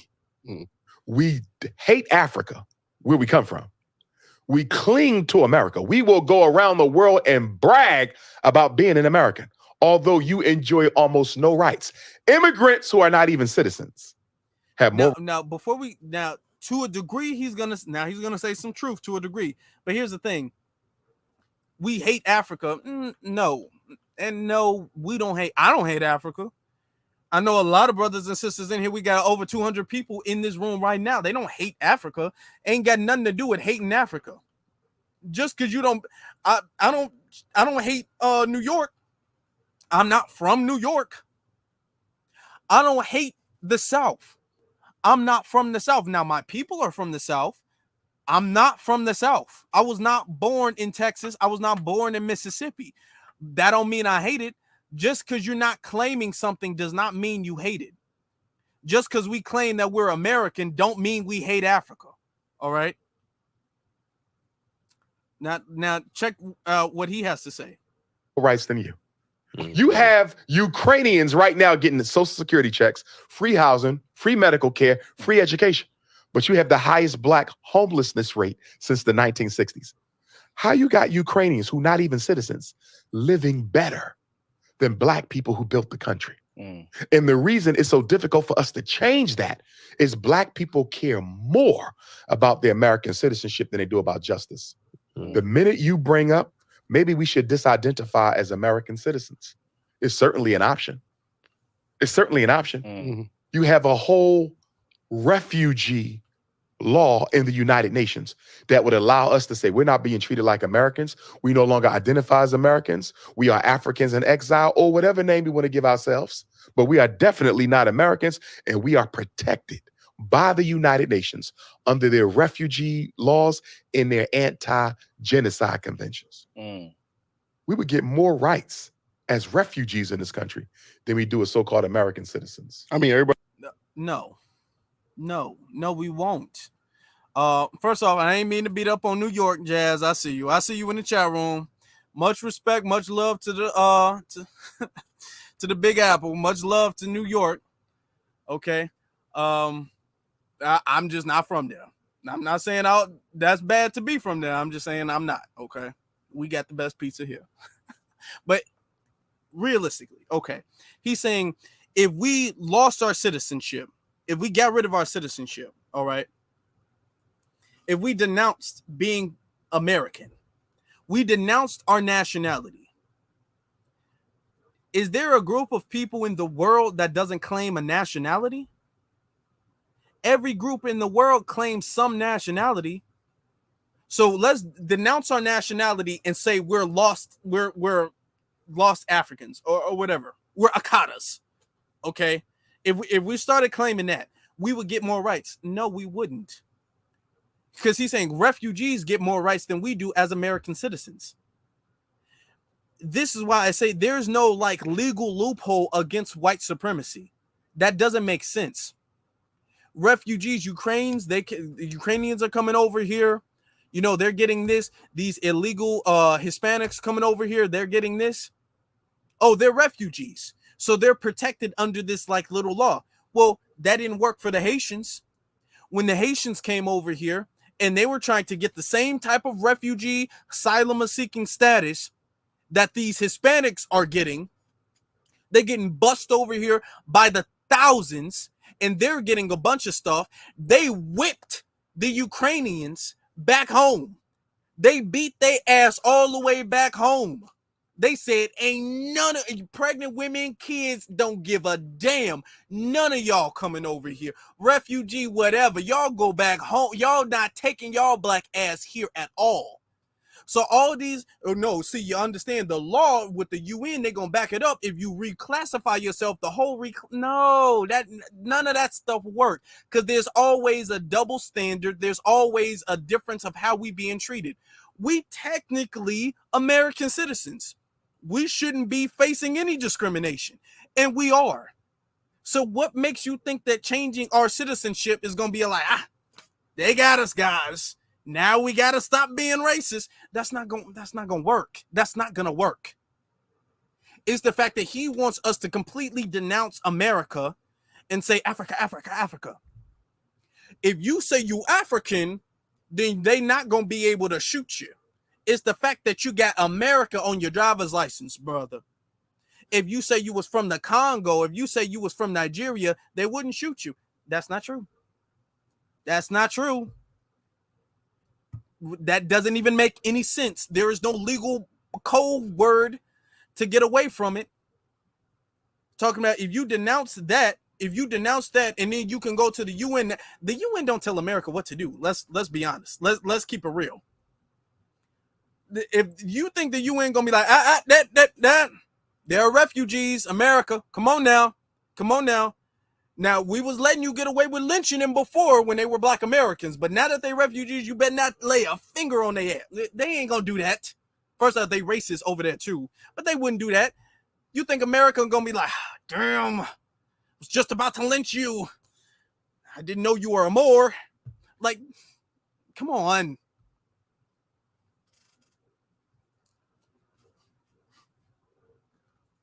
Everybody else have the location. They got Little Italy, Chinatown. Mm-hmm. There's no place. No Little Africa. Nowhere in this country where you go where black people own the school, the hospital, the bank, and the supermarket. Facts. 4 major institutions, not to mention manufacturing and distribution. But we are $2 trillion a year. $2 trillion a year. No institutions. Half your HBCUs are supposed to be closed in the next 30 years. God forbid that doesn't happen. But you want more money. But you want more money to do what exactly? You mean to tell me you can't spend the $2 trillion Now, you got? here's the thing. He says half the HBCUs are going to be closed in the next 30 years. Why is that? Why is that? They're going to be closed because they're running out of money. So wouldn't giving the community more money help the HBCUs? Like, come on. Got responsibly. Mm-hmm. But now you want the ancestors' money so you can splurge that too. If I had a vote, I vote no. Nobody that money, none of the restitution package gets disseminated amongst Black America until Black America organizes itself and begins to act responsibly. I would say this: build the institutions with the $2 trillion that you got, and once you build the institutions, then you get the reparations. Prove that you can handle this. Prove you are responsible enough to deal with these reparations. Build some institutions. Until we get those 5 major institutions in 20 major Black cities, no reparations should be disseminated, because we're going to do nothing but waste it and give it back to non-Blacks. All right, y'all. Now here's the issue with that. Umar, aren't you making a school or two? And the thing is that he's very wise and intelligent, and a lot of the things he says is accurate. It's the fact that, and we got to be honest, he can't get over his past issue with Tariq. So he wants to go in a completely different direction. Anything the FBA people, of the people who identify, because we're all FBA. If you're FBA, you're FBA. But the thing is that how we're going in the FBA movement, he wants to go in his own direction because he wants to go against the grain. Logically, we're moving logically. And he doesn't want to move that way because he wants his own thing, because he wants to damn near be the leader. He wants to be the leader, so he wants to carve his own path, and it's not working out.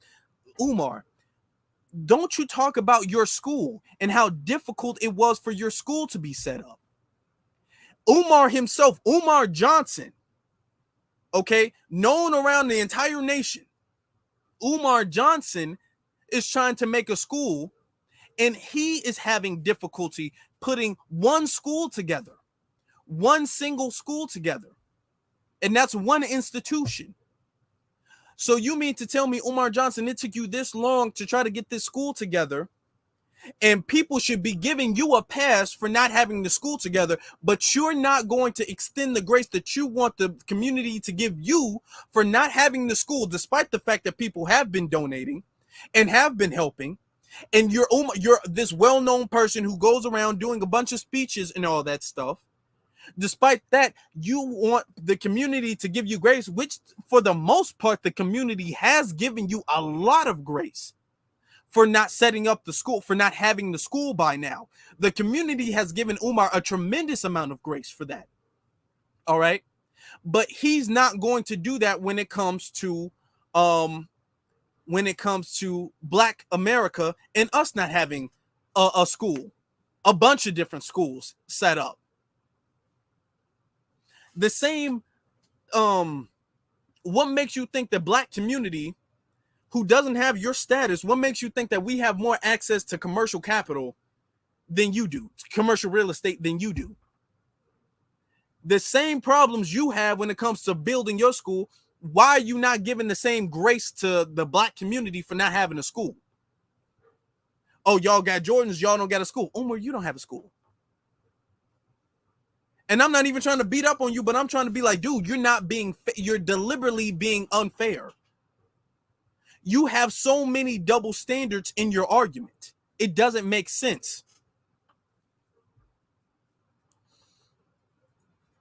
Let me see. Our brother, make this bigger now. Our brother Daro says again, another $5 super chat again. Another $5 super chat again. It says, no other group had to prove anything to get reparations. Exactly. And that's the thing. We shouldn't have to prove to be worthy in his eyes to get reparations. We need to have Umar, we had Black Wall Streets. We had all that stuff. That was burned down. See, this is the part of the conversation he doesn't factor in. Our Wall Streets, not just the Wall Street in Tulsa, Oklahoma, but all Wall Streets all over the nation was burned down. Our land was stolen, was repossessed. They built highways through our neighborhoods and through our businesses. Okay? They took that stuff. They still today, to this very day, they vandalize black businesses. You can't have a black business out here just minding their own black business without it being mysteriously burned down or vandalized. Okay, so let's not make it seem like it's so easy. We just don't have good priorities. That's just not true. That's just not true. And as intelligent as he is, because he is intelligent as he is, he should not be saying this like that. Because with his status and profile, when he says stuff like that, it goes against the grain of the direction we're going in. He would be so much more valuable to black society if he could get on board with what the rest of black society is on with. Because he be dropping gems sometimes. It's just when he gets in his feelings and wants to go against the grain, he sets himself back and he makes the community look, he's talking about disorganized. He's making the community look disorganized when he does that. Like, this is, it's not right. It's not right. His stance on reparations, oh, we shouldn't have it until we get it. No, it's a debt that is owed. You don't get to say, well, you shouldn't have it. You got to do this and this and this and this, and now I'm going to give you your money back. No, that is not how a debt is to be paid. America has never done that with any other group of people. When they paid Native Americans their money back, they didn't say, build a casino first, then we're going to give you the money. No, we're going to give you the money first, and then we're going to give you a casino. They got Hispanics, illegals coming over here to Chicago now, and they're just getting checks. They didn't say, well, build a taco stand, build a taco restaurant, build a Mexican grocery store, and then we're going to give you money. No, here's the money, here's the restaurant, here's the money, here's the store. That's what everybody else gets. But instead, we got to face a bunch of discrimination and build another Black Wall Street to prove that we are owed the money that is already owed. That doesn't make sense. Now, here's the thing. Is he going to go to CARICOM? Is Dr. Umar going to go to CARICOM and say, CARICOM, you Jamaicans, y'all shouldn't get nothing. Look at how Jamaica, if we gonna be honest, Jamaica is in a far worse condition than Chicago is, than New York is. Okay, than Atlanta is. It's in a far worse condition than that. Is he going to go to Jamaica and say, y'all don't get reparations until y'all build a hospital, a school, a grocery store, a movie theater, a bank? Is he going to go over there? Is he going to go to Haiti and tell Haitians, y'all shouldn't get nothing until y'all do this? Is he going to put all these qualifications and stipulations on them to get their money? He's going to Africa. He said in the interview, he's going to go to Africa and say, y'all shouldn't get this and this and this until y'all do that. No, but he's going to tell us we got to be the ones, the people who got to set everything up before we get the money that's owed to us. He doesn't have that energy when it comes to them. This is the problem. This is why people fall off the Pan-African stuff, is because the energy that y'all give us, the finger wagging, the talking down to us, the y'all can't do this, y'all buying Jordans, y'all doing this, where's y'all community, why aren't y'all setting this up right? You don't take that to the diaspora. That is the problem. When you go to the diaspora, it's all full of culture and all that. They don't got nothing going on over there. They're trying to come over here. They're breaking their necks to come over here because they don't got nothing going on over there. Because if they did, they wouldn't be coming over here. But they don't have nothing going on over there, and yet you don't go over there and start finger wagging. You go over there and start giving a whole bunch of passes, start giving a whole bunch of exceptions, start giving a whole bunch of grace, but we don't get that. Oh, y'all got Jordans, so y'all shouldn't get reparations. What are you talking about? Shout out to our good sister Deborah for the $10 super chat. I greatly appreciate you, beloved. Thank you very much. And shout out to, hold on. Thank you, and I appreciate you watching. I appreciate all of y'all watching. We in here deep. We are in here deep. Shout out to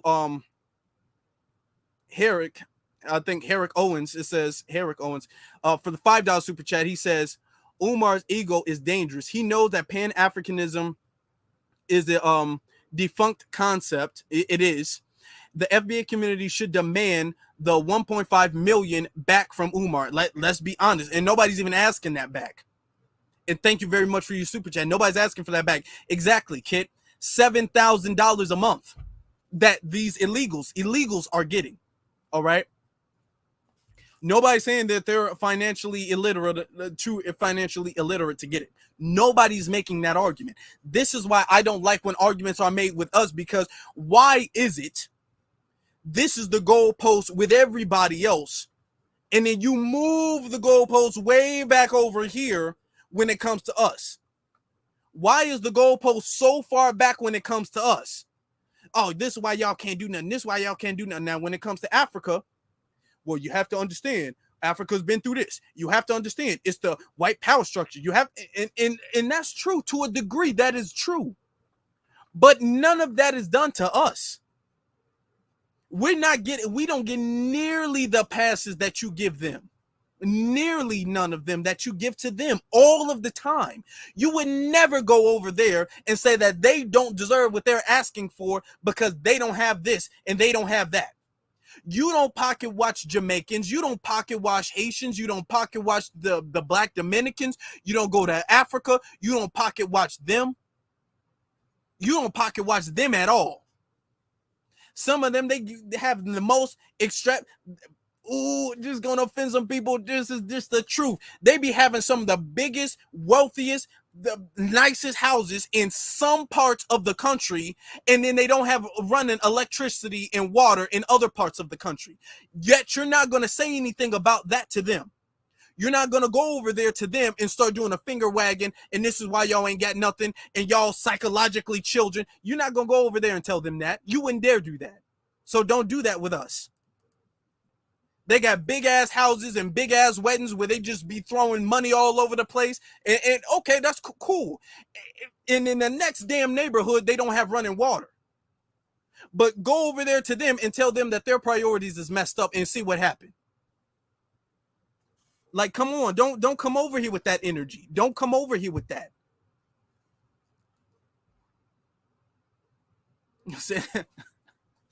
Afro leave for president 20. Hey, I might have to do it. You know, I might have to just run. I got a better chance than some of them people.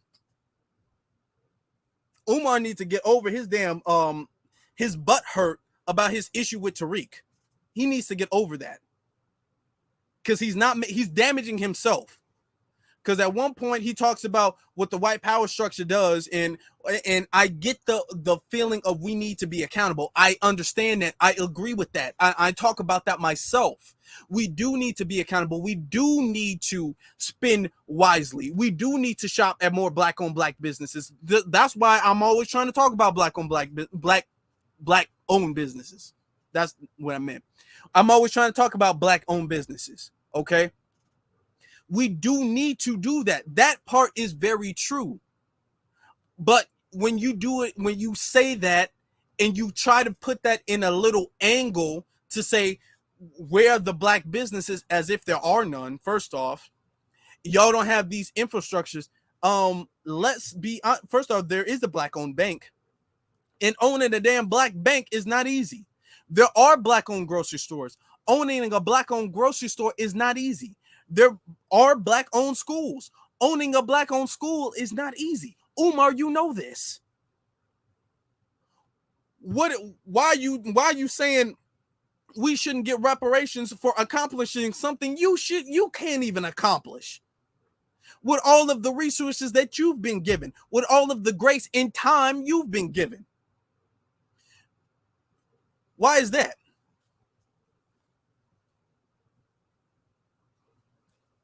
All right. That's ridiculous. I'm not for that at all. I'm not for that at all. And my thing is this. My biggest thing is this. If that's the energy you're gonna have, cool. Fine. Take that same energy to every other what you call African, take that to every other black person. Take that to every other ethnicity. Don't be giving them passes because they come over to America. They're not trying to build nothing in a country like that collectively. A lot of them. I'm not saying none of them are, but a lot of them are not trying to collectively do that. Okay? Go to a Jamaican party and say, "This, why are y'all wasting y'all money on this? Why are y'all wasting y'all money on this? Why are y'all doing this? Why?" Go to them and do that. Go to them and say, "You're wasting your money. You don't have." Go to them and do that. And say, y'all don't deserve it. Y'all don't. Go to them and do all that finger wagging shit that you be doing over here, and see what happened.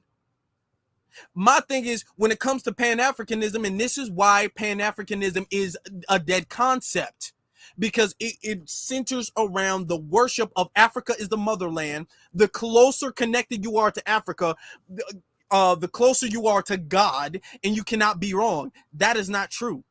Now, when you're black first, you have a more grounded and realistic reality and ideology. But when you give them you understand, they got that going on over there. They got that going over there. But America, you don't talk about the fact that we're discriminated against loans, business loans. You don't talk about the fact that we're discriminated against commercial real estate, against actual real estate. You don't talk about the fact that when we get our houses appraised, our houses are appraised for less money than if a white person owned the exact same house. That we face the biggest amount of job discrimination. That we face the biggest amount of health disparities. When you don't factor none of that in, but you will with Africa. You will with the Caribbean. Don't do that. Don't do that. All right? And it's a lot of that is because he is bitter at Tariq. Let's be honest. A lot of that is because of that. And he doesn't like the direction. He sees Tariq is heading. He sees Tariq in the community collectively, because it's not just Tariq. Tariq ain't no leader, but the community and Tariq are heading in one direction. So he wants to go against the grain to another direction. So, and that's a problem. Exactly. Redlining. Thank you. Redlining, urban renewal, inequality across the board. Don't be making it seem like black people, y'all just be buying Jordans. And my thing is this: no other ethnic. You make it seem like black people are so immature, but are spending money, bro. Umar, I don't know if y'all aware of the situation going on with the submarine or whatnot. It's a bunch of rich white people who paid money to be in a tiny ass little submarine to go see the Titanic for whatever damn reason. They're not scientists. They weren't going there to explore what happened, or they weren't going there to bring up some buried treasure. They just wanted to go like, I want to see what the Titanic is at the bottom of the ocean. Wound up dying. You know, white people be spending money so they can crawl in small little crevices and caves. White people be spending money so they can have drones watch them jump from building to building. White people be spending money on dumb stuff. I don't like the fact that when it comes to black people, every single money, what you're buying Jordans. Why are you buying Jordans? Well, I need you. Why are you buying those? Okay. You don't pocket watch. If we gonna be pocket watched as the FBA, everybody should be pocket watched, but nobody else is pocket watched. Nobody else is like, why you spend? Everybody spend money. There's always gonna be people who spend money on dumb shit. That's just the way the world is. And some people are going to spend money on stupid stuff. You don't tell that to nobody else though. Come on now. Oh yeah, they did die. They died. Yep, all 5 of them. And I'm not trying to make light of that, but I'm just saying, like, come on. Yeah, they died. I think the submarine imploded too. But yeah. But this is why we say we're black first. Because black first is the ideology of that the world is controlled by white supremacy, and only being black first is the only way to dismantle that. Only promoting your blackness, because that is what is attacked first. If that is what is attacked first, that is what you promote first. That is the antithesis of white supremacy, is being black first. All right, this is why we say that. family, I've been on here for a good minute. We had a very good broadcast. We got over 200 people in here. I hope you all are subscribed. I really, really do. Hope you guys leave a like too. Really, really do. That's very, very important. Okay, let me make sure you guys see this. And the link is in the description. All right, my social media, which is at Afro Elite on Instagram and at the Afro Elite on Twitter. Okay, so you guys make sure you guys are following me on both my social media pages, and make sure you guys are subscribed and hitting the notification bell. All right. Now, with that being said, my brothers and my sisters, I hope you guys enjoyed this. I did. I feel like we really chopped up some really good game. It says, congratulations, MS. Thank you very much. I appreciate your support, fam. I really, really do. New subscriber. That was an excellent analysis. Thank you very much. Thank you very much. And you will be proud to subscribe, okay? Because we do this stuff on the regular. I don't know, brother or sister. We do this stuff on the regular, fam. Appreciate that. A good but beloved sister Kara with the $4.99 super chat. Appreciate that. Matching, she in competition with you, Doro. She's in tough competition. I appreciate that. And thank you very much. A beloved sister Q2 Wise is in here. It's good to see you live again, sister. For the super sticker, I appreciate your support. Much respect, much love. Black First family, B1 salute to every single last one of you all. And of course, you all have a good one.